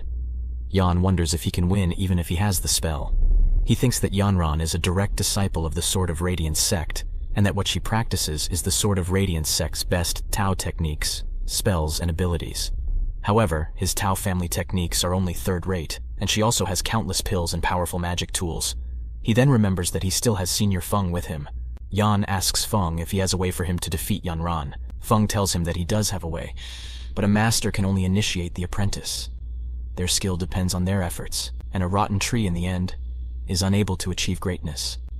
Yan says that he doesn't know if his master sees him as a rotten tree or a rough diamond, but he is sure that his determination he will bear it, and no matter how great the trouble is, he will overcome it. Feng tells him that if it's like that, he will take him in. Yan asks him if he also has to acknowledge him as his master. Feng tells him that anyone who enters under his teachings will definitely teach them his all. He tells him that what he wants is a successor and not a half-minded opportunist. Suddenly, Jun enters the scene. Feng tells Yan that he doesn't want to deal with anyone else and to see what she wants. He will wait for him here. In his mind, Feng thought that even though he wanted to take both of them in, if he acted rashly now, he might get into trouble, so he should just back off for a while. Feng tells Jen to go somewhere else. While going away, she stares at Feng intensely, and he wonders why she is doing that. Manhua tells him that the relationship between Yan and Jenner is extremely good. This could also be considered another fortuitous opportunity. Feng thinks that since he had been hiding in Yan's ring the whole time, she might have already discovered the abnormalities of Xiao Jenner. He says that in this life, anybody that you meet is a type of opportunistic, although whether or not it will affect your future is hard to say. Manhua thinks that his opinion is somewhat similar to that of Buddhism. Feng thinks that it is too difficult to figure out how the Heavenly Cage mantra operates, and if he is unable to do that, how can he accept disciples? Meanwhile, Budian watches a bird pass by. Feng tells him that he can play by himself, but he shouldn't run too far. Budian immediately starts chasing after the bird. Manhua passes a comment referring to Feng that he told her it was not easy to find disciples. She says that the talent of this young disciple is virtually unmatched in this world. In the past, besides one of her seniors, she had never seen anyone who was able to reach level 4 of the Qi disciple stage at such a young age. Feng told her not to say that in front of the kid, since he might get smug. Feng thought that if he had not been harmed by his clan, his talent would have been more than that. He then said that the Great Void Sect was a mega sect and fool some disciples back. The system had started scanning Manhua as a potential disciple, but it had said that she already had a master, and if he wanted to take her in as a disciple, he needed to break the master-disciple bond. Feng realized that he couldn't take in disciples who already had a master, unless he could convince them to betray their masters from the original school and join him. Manhua told him that it seemed like the bird Budian was chasing after was the fire hummingbird. This kind of spiritual creature was very rare. She told him that before, she had only seen them at the intense Flaming Sword sect. She said that she had never heard of these birds being in the Wuzhou region. Feng told her that maybe someone had brought it over. He then realized that it might be the intense Flaming Sword sect. As Budian chased the bird, it flew away and landed on the shoulder of one of the members of the intense Flaming Sword sect. The man, identified as Elder Li, conversed with his colleagues about their prior search for the child, reminiscing about how they had scoured the area to no avail. Yet, in an inexplicable twist of fate, the child they had sought had suddenly appeared before them. Elder Li couldn't help but be awed by the child's undeniable talent and natural brilliance. With conviction in his voice, Elder Li declared that the child, Budian, would become a disciple of the esteemed Intense Flaming Sword sect from that very day onward. However, Budian, in his youthful defiance, asserted that he already had a master. Elder Li, refusing to entertain any objections, asserted that once he had declared Budian as a disciple of the Intense Flaming Sword sect, it was an irrevocable truth. This proclamation left Budian in shock, resorting to calling Elder Li an old grandpa and attempting to escape his newfound fate. In response to Budian's resistance, Elder Li harnessed his formidable mastery of fire to create a barrier that entrapped Budian. Despite his predicament, Budian continued to protest, branding Elder Li as a bad person and refusing to acquiesce to his newfound circumstances. Observing this standoff, one of the sect members recognized Budian's obstinacy and ordered another, Zhang Nan, to impart a small lesson. Zhang Nan, a cunning and mischievous figure, reveled in the situation, remarking with a sinister chuckle that the child had once continued to mount as the destiny of Budian, now caught between two powerful forces, hung in the balance. As he went to hit Budian, he told him to move. Nan told Budian to stay inside like a good boy. He thought that even though Budian was a talented child, he was still a kid with Qi Disciple level 4, so he wouldn't be able to stand a chance against him, who was Qi Disciple level 6. However, as he took another step towards Budian, he was attacked by him, and was thrown back a few meters. Budian tried to run away, but was then captured by Nan. He thought that the kid was so strong, and he was afraid he couldn't stop him anymore. He then heard his sect members laughing at him for not being able to stop even a kid. He grabbed Budian by the head and shoved him to the ground. He told him that today, he would teach him how to behave. Budian then remembered what Feng told him. When you are in a disadvantageous situation, the more you submit to your opponent, the happier they will be and the more force they will exert on you. So it is better to go off fighting than to die submitting. Nan then heard the voice of Feng, who ordered him to stop. Nan was immediately hit by a bolt of thunder. One of the members of the sect said that he had the face to show off these parlor tricks in front of them. Feng realized that the elder was in the Oraus core stage. He thought that right now, he was only at level 7 discipline. Even if he successfully reached the foundation establishment stage,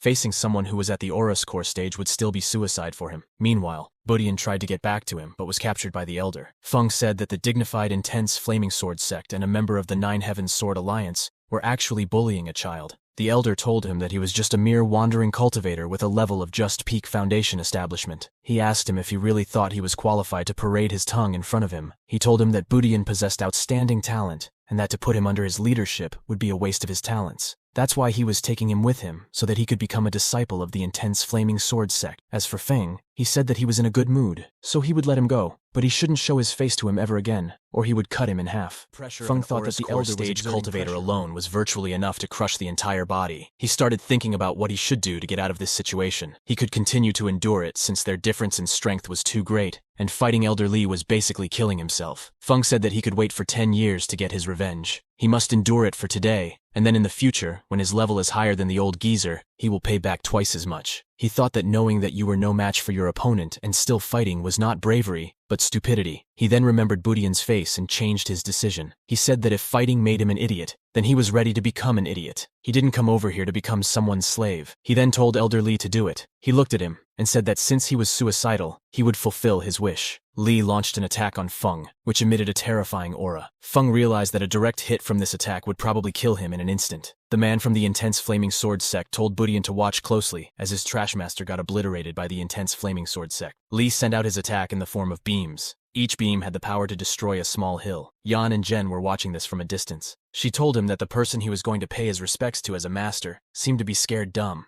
She said that she was afraid his master was a complete sham. Manhua was also watching this and told Feng that now was the time to use any cards that he might have up his sleeve. Feng turned the ring. The system started the Hold Failed Self-Analysis System Tool Ability Analyzer. The purpose of this tool was to analyze a certain ability, resolve the principles of its structure, and help the host grasp the ability within the shortest amount of time. Feng wore the ring on his finger and experienced a strong suction force. He said that his mana had been swallowed up. He decided to block the attack using the ring so that all the energy of the attack could be absorbed by the Tao Ti. The members of the sect thought he was stupid for attempting to block an attack by Elder Li, even though he was just at the foundation establishment level. As he put the ring in front of the attack, all the energy from that attack was sucked up. Everyone was shocked at how he was able to defend master's extraordinary abilities. The members of the intense flaming sword sect were left astounded by the unfolding spectacle. Amidst the astonishment, the Taoti, who had sampled the delectable energy, expressed his insatiable desire for more, relishing the opportunity to replenish himself after enduring losses in recent years. Elder Li, meanwhile, harnessed his formidable energy and channeled it into a concentrated, lethal strike with his sword. He understood the devastating potential of this attack, one that could reduce any target to ashes upon impact. The intensity of the impending assault left those witnessing it in a state of awe and trepidation. Feng, facing the imminent threat of Elder Li's attack, recognized that the elderly master was unlikely to disperse his power, but rather focused it on a singular, decisive point. Understanding the gravity of the situation, Feng made a daring decision, fully aware of the consequences. He knew that if he miscalculated even slightly, it would result in his own demise. As Elder Li launched his devastating attack, the audacious Feng chose to stand his ground. To onlookers, it seemed as if he had gone mad, courting certain death. However, Feng's mind was calculating with precision. He carefully anticipated the exact point of impact, and in a remarkable display of skill, channeled the entirety of Elder Li's formidable power directly into the ring he wore. The dramatic turn of events left the observers in utter disbelief, with their eyes fixed on the scene as it unfolded. In a moment of sheer audacity and unparalleled skill, Feng had defied the odds and harnessed the full force of Elder Li's attack, siphoning it into the ring. The ring started draining Li's mana. He pulled back and was shocked that all of his condensed energy was sucked. He said that he screwed up and that the height of this person's cultivation level was completely out of his realm. He decided to run before Feng made a move and killed everyone. Feng then called him a little guy and asked him if he was done messing around. Taoti was screaming inside the ring, saying that it couldn't eat any more mana. I was stunned to hear someone call him a little guy. Feng used all the energy absorbed by the ring and slashed Li in a single hit. Everyone was lost for words when they said that she had committed the fault of underestimating the people of the world, and said that in this world, the sky was truly not the limit. She said that it was too bad her clan wouldn't accept Yan, but if he could become their senior's disciple, then his fortune would also be very promising. Yan said that the red-headed elder was a genuine Oris core stage cultivator, but he still got his ass beaten by his master. One of the guys from the Flaming Sect thought that he should take the child as a hostage, or else they wouldn't be able to survive and retreat safely. As he went to grab Budian, he heard Feng saying that starting from now, if his disciple was missing one strand of hair, they would pay by losing one life. Feng said that a relative portion of the mana spit out by the Taoti was burning inside his body right now, and his blood felt like it was going to boil and bubble. The Taoti told him that when he recovers his strength, he will eat him whole. Feng enabled the Heavenly Cage mantra and told him that he was afraid his teeth weren't sharp enough. The Taoti screamed, saying that it didn't know he was also from the Great Void Temple, and told him that one day he would swallow all of these Taoists from the Great Void Temple. Feng then said that if he hadn't learned the Heavenly Cage mantra with the help of the ability analyzer, he might have been sucked dry by the Taoti by now. However, he succeeded in one strike, otherwise he would have been exposed. Elder Li stood there without his clothes since they had been burnt by the attack. His disciples immediately jumped to cover him up and told him to put on his clothes. Budian told him that the move he just performed was amazing and asked him if he would teach him that. Feng told him that he couldn't learn it right then. He had to train hard, and the master would naturally teach it to him later. He then asked Nan about hitting his disciple. Nan panicked and started stuttering. A man from the Flaming Sect slapped Nan and knocked him down unconscious, saying that it was all his fault. Feng told him that he wouldn't trouble them that day, but it didn't mean that he was letting them go. He wanted his disciple to take his revenge on them. Budian said that after some time, once he had learned some abilities from the master, he would find them and take his revenge himself. Feng asked them if they elders and leave. The entire sect started running away with Elder Li. Manhua then said that she wanted to use the Heavenly Cage mantra to be able to get a clear idea of the depths of his strength, along with his Tao technique, but she didn't expect the connection to break so suddenly. She said that in order to prevent her from seeing the depth of his cultivation, he actually used the remnant Taoti soul that she gave him, and used it to defeat the enemy. She wondered what his origin was. She then remembered him saying little guy, and wondered if those words were also meant for her. Feng asked if he had provoked her somehow. Yan and Zhen returned, and Yan immediately started paying his respects to Feng. He replied by saying that from now on, he had to follow his master for further cultivation training. The system told him that he had received a reward of a lottery chance and 500 trading points. He opened the system and said that he really put his life on the line this time. He noticed fire-type Tao techniques and said that he only had a 9-heaven thunder technique on his hands and wondered what he should do. Zhen congratulated Yan on becoming a disciple of Feng. Meanwhile, Feng thought that the technique should be a comparatively sophisticated fire Tao technique. Otherwise, this little girl would never agree to join his sect. She asked him if he was going to take Yan and leave Wuzhou. He told her that he would not stay there for long, and that when her brother Yan had finished handling things at home, it would be time for them to leave. He said that there was a very difficult objective waiting for Yan to be completed. If he trained according to routine, then the time would be too late. Only by going outside and experiencing the world would he gain the knowledge and advancements to complete his objective. He then said that she could come too.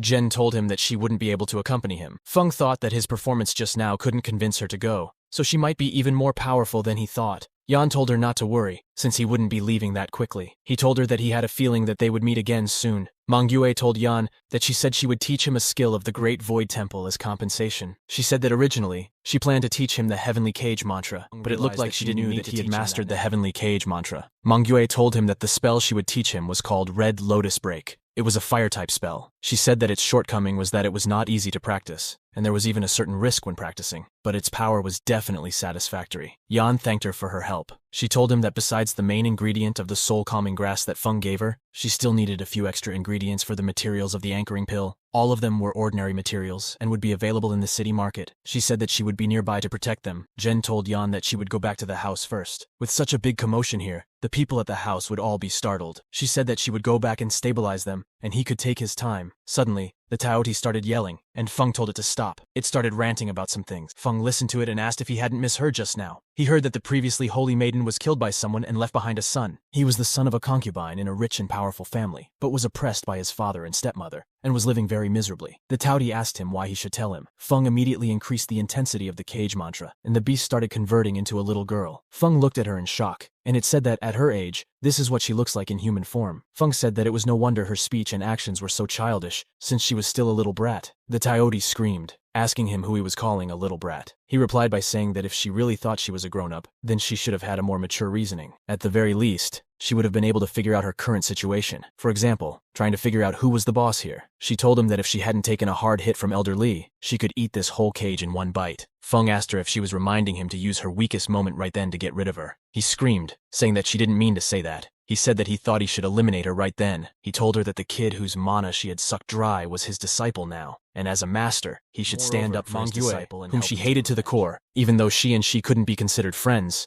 the relationship wasn't that bad either. Lastly, and most importantly, if he kept her and she recovered, it would definitely be disadvantageous for him. He told her that he had so many reasons to get rid of her and asked her why he should let her go. She told him that she would do anything that he said. Even though the Great Void Sect accepted disciples, they valued quality over quantity. Their disciples were few in number, and many of them never left the sect in their entire lives, only wholeheartedly trained in the sect and meditated on the way of the universe. However, every time the Great Void Temple had disciples entering the world to train, it would definitely set off huge waves. The most outstanding leader amongst the disciples traveled the world, acting as the Great Void Temple's representation in the world. This disciple would usually be called the Taoist wanderer by the outside world. If the person just so happened to be a female, then she would often be known as the Void Temple's Holy Maiden. The name of the Great Void Temple's previous Holy Maiden was Meng Bingyun. Her talent was absolutely astounding, and she was the publicly acknowledged strongest disciple of the Great Void Temple. The name of the Tao technique Meng Bingyue practiced was the Supreme Path of Indifference.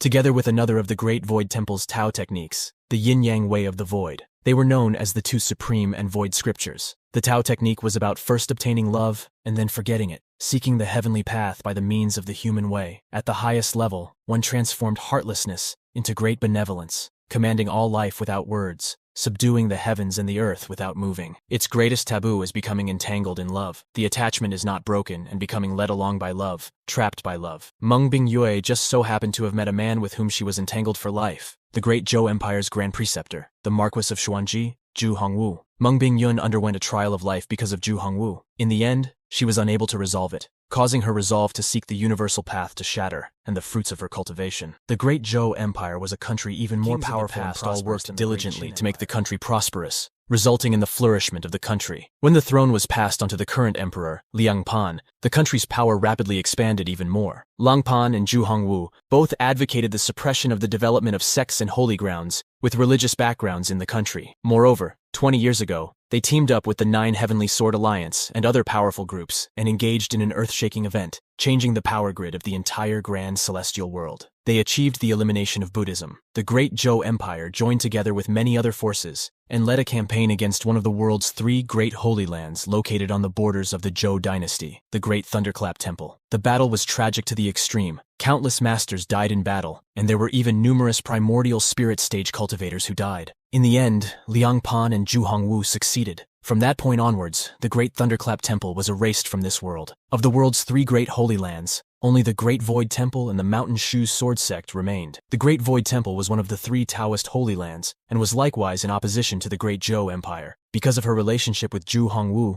Meng Bingyun was even swept out of the sect and was nearly executed. If the story ended there, then Meng Bingyun living lovingly together with Zhu Hongwu could be considered a beautiful story of love. But for Meng Bingyun, marrying into the house of the Marquis of Xuanji was just the start of her nightmare. In the end, the past holy maiden of the Great Void Temple was actually bullied to death by a woman of the house who was just a regular person. Feng was listening to the story and thought that the house of the noble was as deep as the sea. A strong figure like Zhu Hongwu, even if he fell in love in the face of strength and power, was completely insignificant. He asked her about Meng Bingyun's son. The Taoti told him that she had only heard that Meng Bingyun had a son with Zhu Hongwu. His name was Zhu Yi. Like Meng Bingyun, his situation was also very bad. Things were probably even worse details, and didn't know if the son was still alive or not. Feng thought that he needed to get to the Great Zhou Empire as soon as possible. He left the Taoti inside the cage and moved on. He thought that before rushing to the Great Zhou Empire, there were still problems at hand that needed to be solved first. A portion of the fire energy that remained in his body after being devoured and then spat out by the Taoti was almost overwhelming. He said that he needed to dissolve it immediately. He then chose to draw the lottery right then. His goal was to draw the fire-type Tao technique, and if it didn't work, he hoped to draw an item that could resolve the remaining fire energy in his body. He said that if he could draw a fire-type Tao technique in one fell swoop through practice, not only could he resolve this fire energy,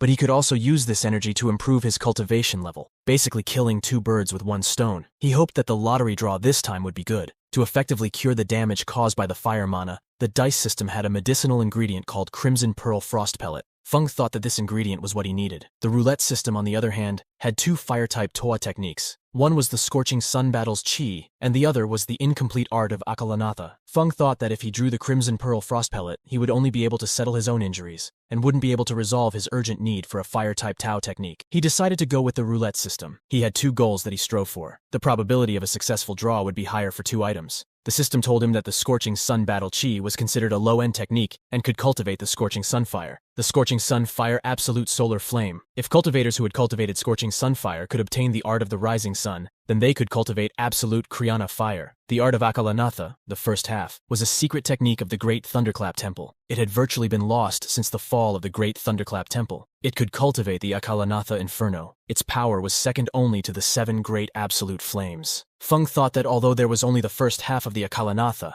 its grade was much higher after than he the took Scorching Yan and Sun Budian Battle to the Chi. imperial capital of the great Zhou Empire, he revealed this technique. Would he be hunted down and killed as a remnant of the Great Thunderclap Temple? Although the level of the Scorching Sun Battle Chi was currently low, it would win in having no future troubles. Feng finally decided that he would choose the Scorching Sun Battle Chi. However, he still hadn't drawn anything yet. He said that even though the probability of choosing one of the two was high, only lucky people were able to get water in the desert, meaning that he would have to be super lucky if he wanted to get the technique he desired. He then realized that there might be a pattern in the roulette system. This wheel was different from the real physical roulette wheel. With a real roulette wheel, people used their hands to spin it. The amount of strength used would directly influence the spinning of the wheel. On the other hand, the spinning of this virtual wheel followed his thoughts. It started to spin when he wanted it to spin. He wondered if it meant that the rotation of the wheel had a set pattern. He remembered that the last time he drew the Spirit Calming Grass, the roulette wheel rotated approximately 3.5 times. If the pattern was fixed, then the Scorching Sun Battle Key was on the number 9 grid. So he figured that this time, he should start from the number 18, or 1. He started the wheel, and hoped to win while counting the number of spins. As it was about to reach the Scorching Sun Battle Chi, it stopped at the art of Akalanatha. Feng screamed, asking the system if it was purposefully doing this to screw with him. He said that just from looking at it from the level of a Tao technique, it was still pretty good. If it was the full technique, it would have been virtually on the same level as the 9 Heavens Thunder technique. The system asked him if he immediately wanted to activate the art of Akalanatha. Feng said that they should keep an eye on the situation after they left Wuzhou City and must not let any information leak out. He said that the most important thing right now was to get rid of the fire energy in his body. He activated the art of Akalanatha technique. Feng wondered what was happening. The 7 meridian points that he had already unlocked were currently filled by blazing pure fire mana. He said that it felt as if he had been practicing the art of fighting against his thunder mana, did not reject the fire mana of the art of Akalanatha at all. He said that they were eager to blend together. Feng had unexpectedly advanced to Chi Disciple level 8 already. He said that his fire and thunder mana could be converted freely. Only cultivators who were at a high stage could practice Tao techniques together in order to break through the bottleneck that they had reached. However, most of the different Tao techniques were incompatible with each other, and forcing them to be practiced together would only affect the person's cultivation. Even great primordial spirit stage cultivators all had their own core Tao technique. It was the basis of all cultivation. Even if they practiced other Tao techniques, they would only have a supporting role. Feng thought that he was different from all of them. He said that just like how people could not see through his level, this could also be considered a hidden benefit of the system. He could freely change his core Tao techniques regardless of what Tao technique he learned.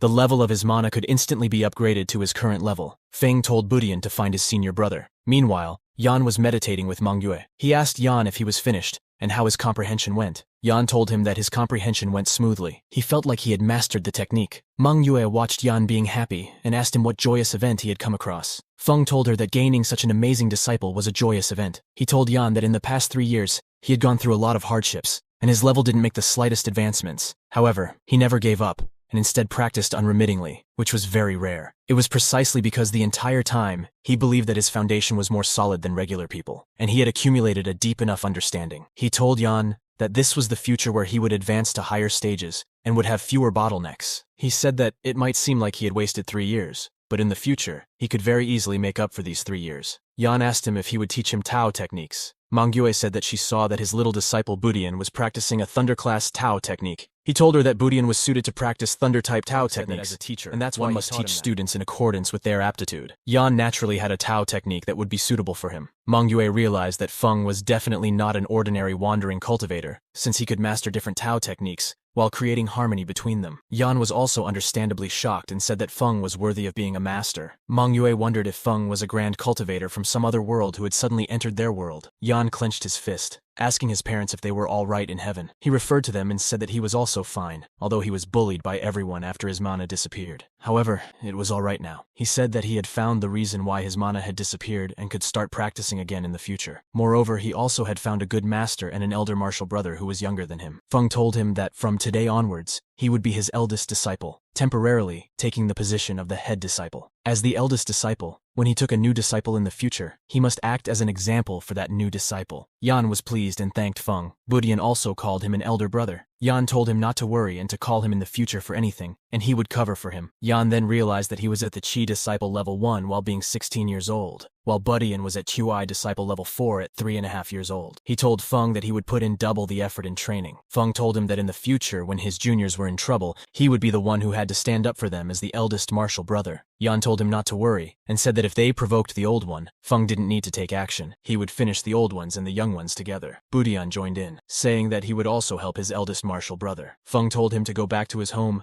and make arrangements since they were going to wait by this lakeside for 3 days for the remaining ingredients. Feng asked her what plans she had for the future. She asked Feng to point to the place where he had met Long Ye before. She told him that after she stabilized, she would look for her first. Feng wondered why she had so much hatred for Long Ye. She told him that Long Ye had something in her hands that, regardless of her or her sect, she still had to try and get back. Feng told her that he just met this demon a month ago in the boundless mountains northeast of Wuzhou City. In his mind, he schemed to let both of them keep fighting. If the demon kept fighting Mingyuo, no matter how good her memory was, she wouldn't be able to come for him after recovering. Feng told her that at that time, Long Ye lived in an old peach tree, and suddenly woke up to endanger the lives of the villagers. He just happened to pass by and dispelled her evil ways. He asked her what Long Ye's true form was. She told him that the peach tree was simply a place of shelter she found while injured. Her original body was slain by her 10 years ago. She told him that it was a spiritual plant of the world, a celestial jade tree. The system told him that all beings had spirits. Even plants and rocks could become demons, but the difficulty was a lot greater compared to your average beasts and demons. Later, Yan and However, Budian stuffed once cultivation plant pills in their demons mouths.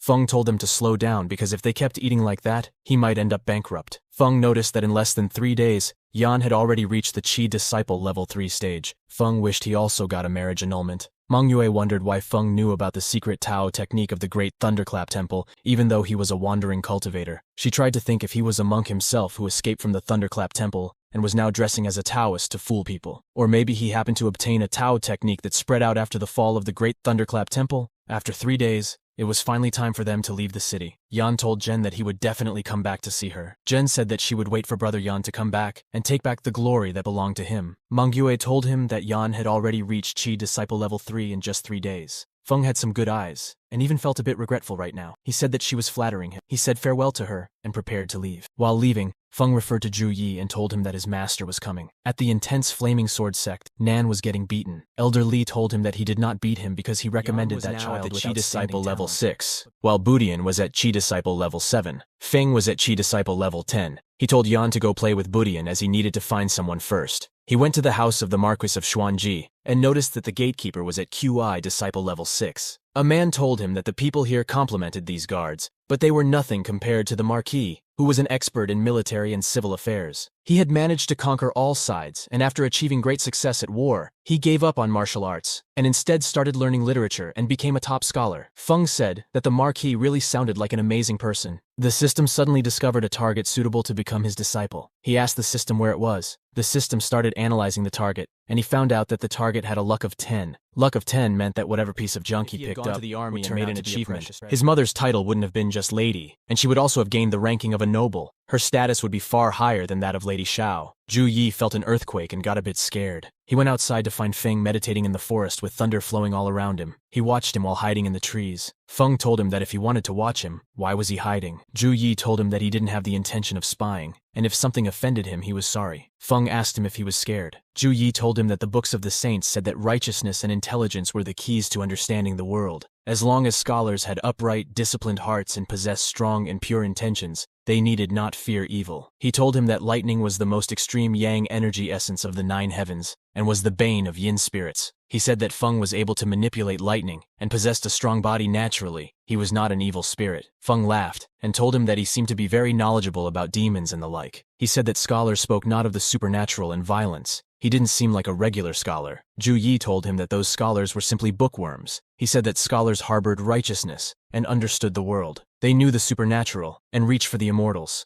This was the true nature of things. Feng told him that he didn't think he would be interested in cultivation. Zhu Yi wondered if he wanted to take him as a disciple. He told him that his father didn't allow him to cultivate, and he didn't have the money to hire a master to teach him. He said that now seemed to be a chance, but in his mind, he thought that he didn't know what Feng's background was. Feng thought that, as expected, it was not easy to deceive that kid, as his thoughts were dense. He laughed and told him that everything he knew was just based on gossip, and asked him how cultivation could be so simple. He told him that the people outside the door could not naturally know what was inside the door. He told him that he was simply passing by here, and didn't expect to meet an interesting little guy like him, but he had something to do another day. Feng disappeared, leaving Zhu Yi surprised. He said to himself that he thought that the Taoist had thoughts of taking him as his disciple, but he was thinking too much. He said that the Taoist looked young, but he wondered how old he actually was. He thought that if he could achieve success in cultivation, maybe he could make his father admit his mistake and make Lady Xiao stoop her head. He then remembered what Feng told him. A person outside the door could not understand what was behind the door. He wondered how he could enter that door. He then noticed a purple thing shining in the distance. He picked it up. It was a purple jade with the 9 heavens thunder techniques opening chapter written on it. Feng had left it there for him and was now watching him while hiding in the bushes. Zhu Yi noticed smoke coming from his room, and as he looked back, he saw the old book he had bought had burned down. Hidden in the book, he noticed the Ksitigarbha Sutra, which was a Buddhist Tao technique. He said that he was distressed over how to enter the door, and now a Tao technique had entered before him. Feng was shocked as he watched this. He then realized that he had bought the book from a used bookstore before he left the city. Because of his 10 luck, an old Tao technique had appeared within the book. Feng said that the Tao technique this kid had obtained was actually a secret Buddhist path on the same level as the complete art of Akalanatha. He thought that hiding it in an old book could be the arrangements made by monks who escaped after the fall of the Great Thunderclap Temple to pass on the Tao technique of Buddhism, waiting for a destined person to find it. In the end, nobody discovered it. But Zhu Yi, the main character with the luck of 10, discovered it on the first day of obtaining the book. He wondered if Zhu Yi would accept him as his teacher. Feng noticed that Zhen Yi had an awareness of 9, and said that he could already channel energy into his body, stepping onto the path of cultivation. He wondered what he should do.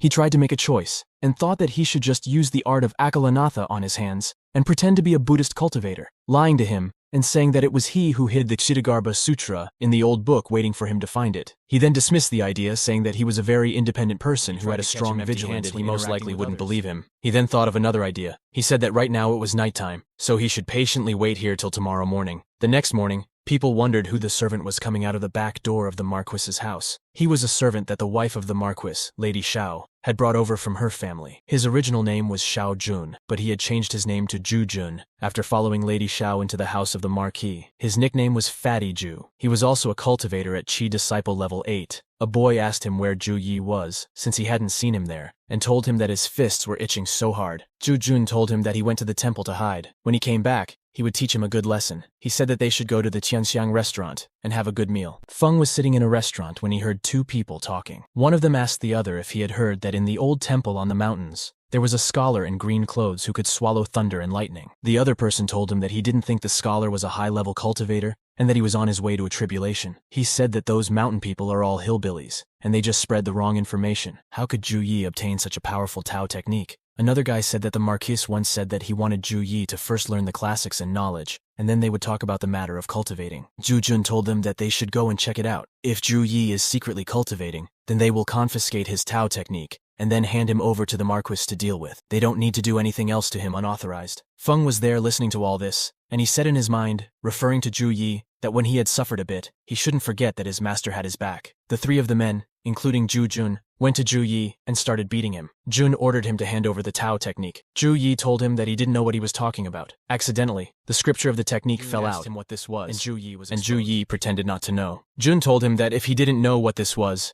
then he would take it and turn it over to the Marquis to deal with. He told Zhu Yi that he also had to come with them, since he was also with them in the discovery of the scripture. Zhu Yi said to himself that he couldn't let the Marquis know that he was practicing the technique in secret. Feng was watching all of this and decided that it was time for him to enter the scene. Suddenly, he heard multiple people approaching the temple. A group of people entered the temple. Feng was annoyed since his plan was interrupted at a crucial moment. Zhu Yi asked them who they were and why they were looking for him. Jun asked Zhu Yi what trouble he had caused them, and if they came here because he owed them gambling money. The man from the group told him to be silent and ordered his men to kill everyone except Zhu Yi. Jun was furious and asked the man if he knew who he was talking to. The man said that they were just a bunch of flies and ordered his men to finish the job quickly. Jun told him that if he dared put a hand on them, he would exterminate his family. The man laughed and told him that the old and young of his entire clan had been killed by the Zhou dogs a long time ago. He said that the hands of the Marquis of Xuanzhai were stained with the blood of his countrymen. Today, they would have him pay some interest first. Jun called them snowflakes and said that they were the survivors of Snowgale and asked them if they were from the Stronggale Society. Zhu Yi told them that he was just a neglected bastard, and if they were planning to use him as a hostage to threaten his father, then they had found the wrong target. The man told him that he grew up in the Marquise's house, so he knew the layout and everything about the security. They started attacking Jun and his friends who tried to run away. Feng was watching all of this, and he said that this fatty still needed to serve his purpose, so he couldn't die now. Feng used the voice-transmitting crystal to call Yan and Budian and tell them to come to the Spring Mountain on the west of the city to meet up with him. Yan told him that they would be there soon. Feng decided to settle the matter on this side. He blamed his parents for giving him only 2 legs. Suddenly he heard the sound of thunder, and the guys chasing him got blasted by it. He looked back to see who it was. Feng said that it was him. He told Feng that he would definitely report to the Marquis his achievement of helping out today. Feng points his fingers towards him and tells him not to be noisy and leave the scripture behind. He said that when he has time in the future, he will naturally pay a visit to Zhu Hongwu, and as for him, he won't say the same words twice. Jun pretended not to know what he was talking about, but after seeing Feng angry, he told him that he remembered now. He told him not to be hasty and gave him the scripture. He asked him if he could leave now. Feng ordered him to tell the Marquis of Xuanji that he should be prepared for him. He would visit him in a few days. Jun quickly said yes and ran away. He wondered who he was since he couldn't see through his cultivation level. He guessed that Feng might be a big-shot cultivator from a big sect. He then said that he would report this to the lady first. Feng said that it was now up to the fatty. No matter how unflavored Zhu Yi might be in his family, he was still the son of the Marquis, and when they figured out he had been kidnapped by the adherents of Snowgale, they would surely send someone to rescue him. He hoped that the rescuers would be a little faster. The crystal that he had given to Zhu Yi had not been exposed by the people of the society, and they had already taken Zhu Yi and left the old temple, moving towards the mountains to the east. Feng thought that he should first go back to the Spring Mountain to meet Yan and Budian. At the Spring Mountain, Yan and Budian arrived, both of them looking beaten up. Yan told Feng not to worry and said that he was fine. When Feng asked them what happened, Yan told him that he and Budian were wandering around the city square of Tianjin City and saw a couple of lechers bullying women. They stepped in to take care of them. After teaching the lechers a lesson, they were about to leave, but suddenly, they were stopped by the art of Akalanatha. That guy was very overbearing, and I wanted to capture him. He had short hair, and he had a couple of precept scars on his scalp. Yan said that his level was probably the foundation establishment stage, but the Tao technique that person used was actually also the art of Akalanatha. Feng thought that it was most likely a monk from the great Thunderclap temple of the past. He told them to put the matter aside and, for the time being, chase after the guys who had captured their new junior apprentice brother. Feng told them that they should remember the person's appearance, and they would get him in the future. Budian asked him if he got another senior apprentice brother, and Feng told him that it was his own choosing. He took them through the only way that led to the east side of Spring Mountain. Yan asked him why they were following them behind like thieves in the night, and why they didn't just go directly and save Zhu Yi. Feng told him that, at the moment, he was in no rush to save him. He just wanted to observe the situation first. He then asked Yan if the monk they had encountered earlier had been able to cultivate the Akalanatha Inferno. Yan told him that he wasn't sure about it. He said that they had alerted the patrolling squadron, and they had surrounded that monk. Afterward, he released a terrifying green-colored flame and broke free. Feng thought that the mana flames cultivated by regular fire-class Tao techniques were all orange, according to the records of the Tao technique of the art of Akalanatha. The Akalanatha Inferno should be pure gold, yet the fire that the monk released was green. But the Tao technique that the monk practiced was definitely the art of Akalanatha. Feng said that the art of Akalanatha that the monk practiced was incomplete. In addition, it was most likely missing the most important opening chapter, which contained the general principles. Yan said that the art of Akalanatha he practiced was also incomplete, and asked Feng when he would teach him the lower half. Feng told him not to bite off more than he could chew. He thought that the monk stole his manual, and referred to the monk in his mind, asking him to see who robs who now. The men from the Snowgale group took man asked him if Hui Ku still hadn't rendezvoused with them. The other man said that he hadn't yet, and told him that they shouldn't wait for him as he was always so unruly. It didn't matter if he came from the Great Thunderclap Temple. Hui Ku arrived at the scene, and said that it was just that he was stronger than all of them. As all of them were running, they suddenly stopped. The man asked if something was wrong, and the other guy told him that he felt like someone was spying on them. Feng, Yan, and Budian watched them while hiding behind bushes. Feng said to himself that he didn't expect the reinforcements from the House of Marquis to arrive too soon. The group was suddenly ambushed by the rescuers. They started fighting the guys in the group. Budian told Feng that the man wearing the gray clothes was the monk who intercepted them before. One of the rescuers told Hui Ku that the people of the Strong Gale were clearly treating him like cannon fodder by leaving him behind to bring up the rear. He said that only an idiot like him would believe in their words. Hui Ku told him to shut up. He thought that after he had captured the kid he had met that day, if he was able to cultivate the true Akalanatha Inferno, why would he have to work so hard? He tried to stop their attack using his flames, but failed. The attack barely missed the monk. Feng said that the man who attacked was a powerful sword cultivator at the Foundation establishment stage, and he possessed a high-grade flying sword. The man said that, who could have guessed that the leftover evil of the Great Thunderclap Temple actually mixed together with the Strong Gale Society? They surrounded the monk and the others and said that the surroundings had been sealed by a formation, so they couldn't escape. Hui Ku laughed, saying that it was them who were trapped. He threw a bunch of sariras in the air. The man asked him how he had refined the series of the elders of his sect into magic items. He said that he even betrayed and deceived his ancestors.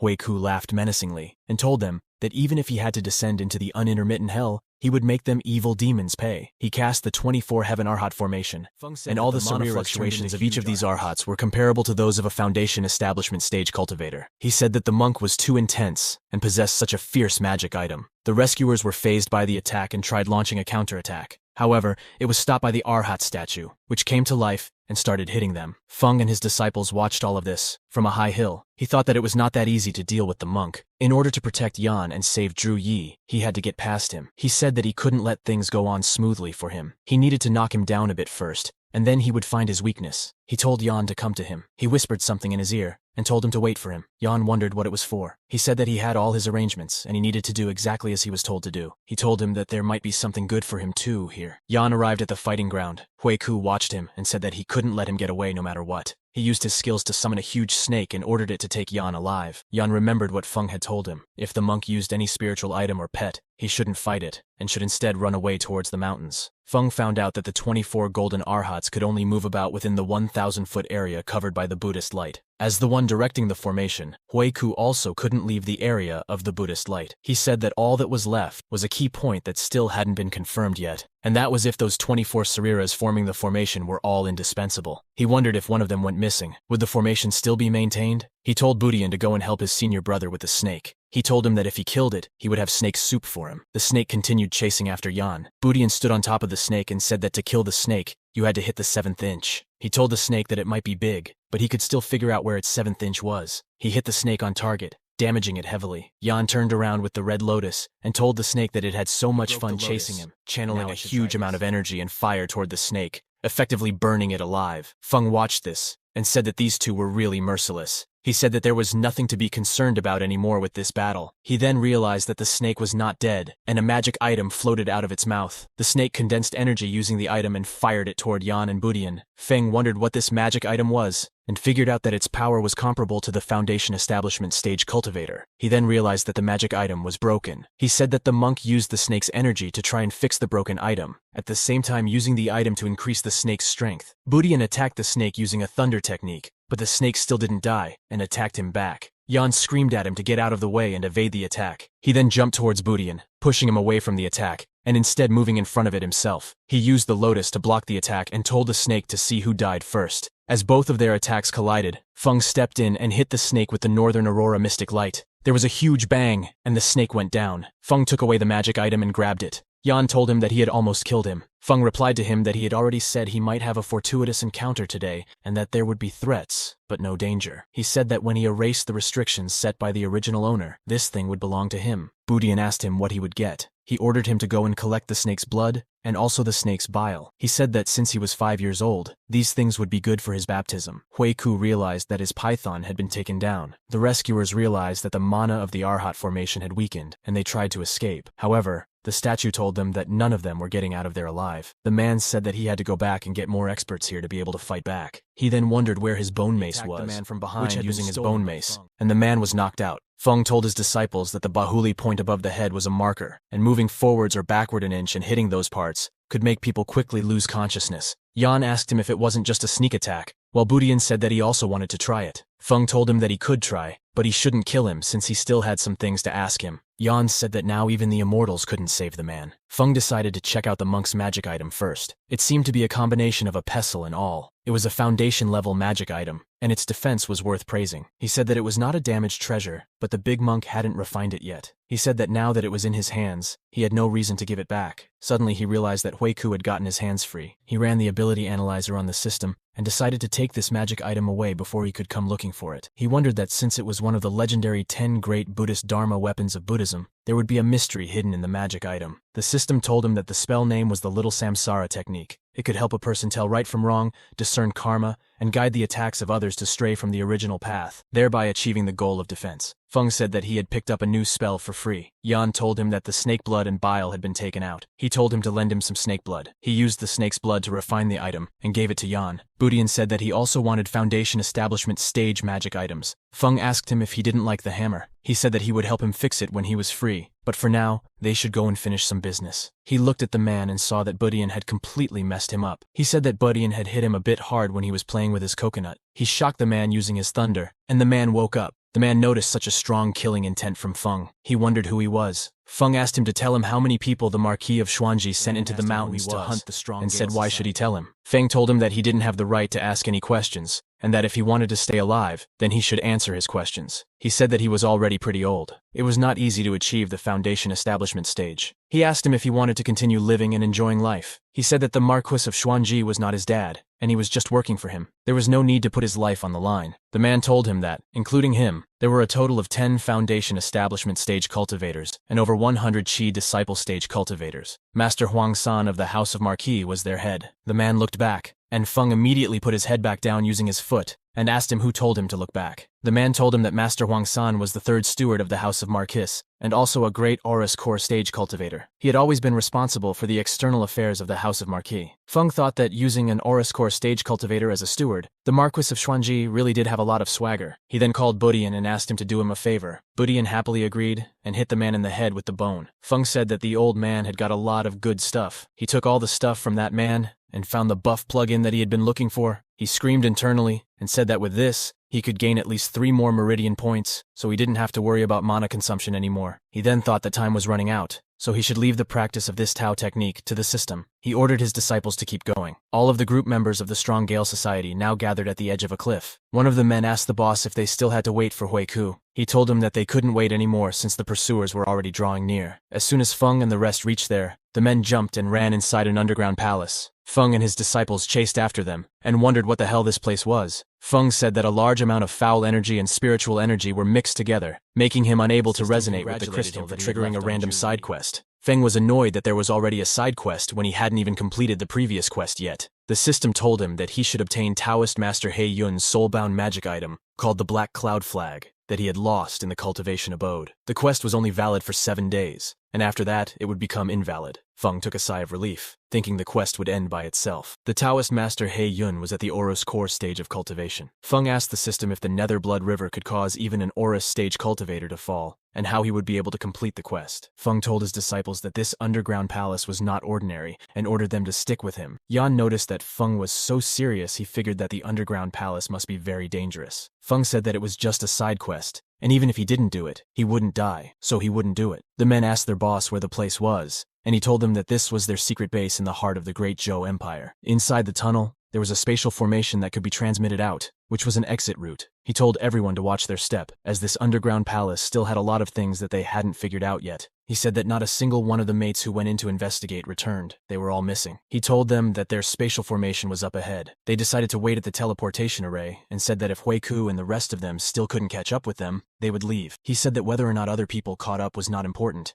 and the only thing that mattered was their escaping. Suddenly, cultivators from the 5-element sect showed up. They used their skills to restrain all of the men, and captured them. The boss used the Wind Dragon Rising Hurricane to try and attack them. The elder from the sect said that now they would have him see what the 5-element sect could do. He flew towards the hurricane and used his own powers along with the rest of the cultivators. The boss couldn't hold on any longer. One of the cultivators was named Huang, and he told Zhu Yi that he was there to take him home. The boss asked him how he could address him, and he told him that he might have heard people were used to calling him Huang-san. He asked him if he was from the house of the Marquis of Xuanji, and called him a fat dog. Huang said that they were still unable to figure out the situation, and attacked all of them. The boss tried to defend himself, and told Huang not to be so cocky. He told all of his men to run toward the transportation spell formation, and kicked Zhu Yi off the cliff. As he fell down, he was saved by Huang, and this gave the men some time to make their escape. Huang called the men rats, and said that they were pretty slippery. However, with his interference, it was impossible for those guys to be transported back to their predetermined location. They'd be lucky if they didn't die in the void turbulence. He looked at Yi and told him that thank God they didn't let him fall into the hands of those rebels, or else the Marquis's face would have been completely shamed by him. He grabbed Zhu Yi by his face and said that if Master Yi was unwilling to make his father, the Marquis, distressed due to shame, and wanted to end his own life, then it would be much better. The man from the Mount Shu sword sect arrived at the scene and called Huang fatty, asking him if he had seen a young Taoist here wearing a white robe and Taoist clothes. Huang figured out from his sword that the man was from the Mount Shu sword sect. One of his men called him out and asked him how he could insult Huang like that. That man was instantly attacked by him, and he got engraved into the wall. Huang said that the man had some nerves to be attacking his fellow man like that. He mentioned that Mount Shu's Shaozi sword truly lived up to its reputation, but had thrown leave the Zhou Empire alive now. Huang started to create a spell. The man said that the Zhou Empire was indeed powerful. However, he was too weak and couldn't be saying these words to him. He believed that eventually, he would even surpass Zhu Hongyu one day. He took out his sword and mentioned that it wasn't the Shaozi sword, but the most fearsome and domineering Shaoshang sword of the 6 meridian swords of Mount Shu. It was wielded by the simultaneous mastery of 2 types of swords. The man used his sword to shatter Huang's ice spell and killed him. He told them to remember his name, Lu Yun. Lu said that this was too boring, and he should continue looking for that young Taoist. Maybe he could give him some entertainment. He called out Zhu Hongwu and mentioned that he would be the person to kill him. Zhu Yi wondered if the young Taoist Lu was looking for was actually Feng. Don't forget to like and comment for the next part. Join our Discord for the name of the book and subscribe for more videos from us.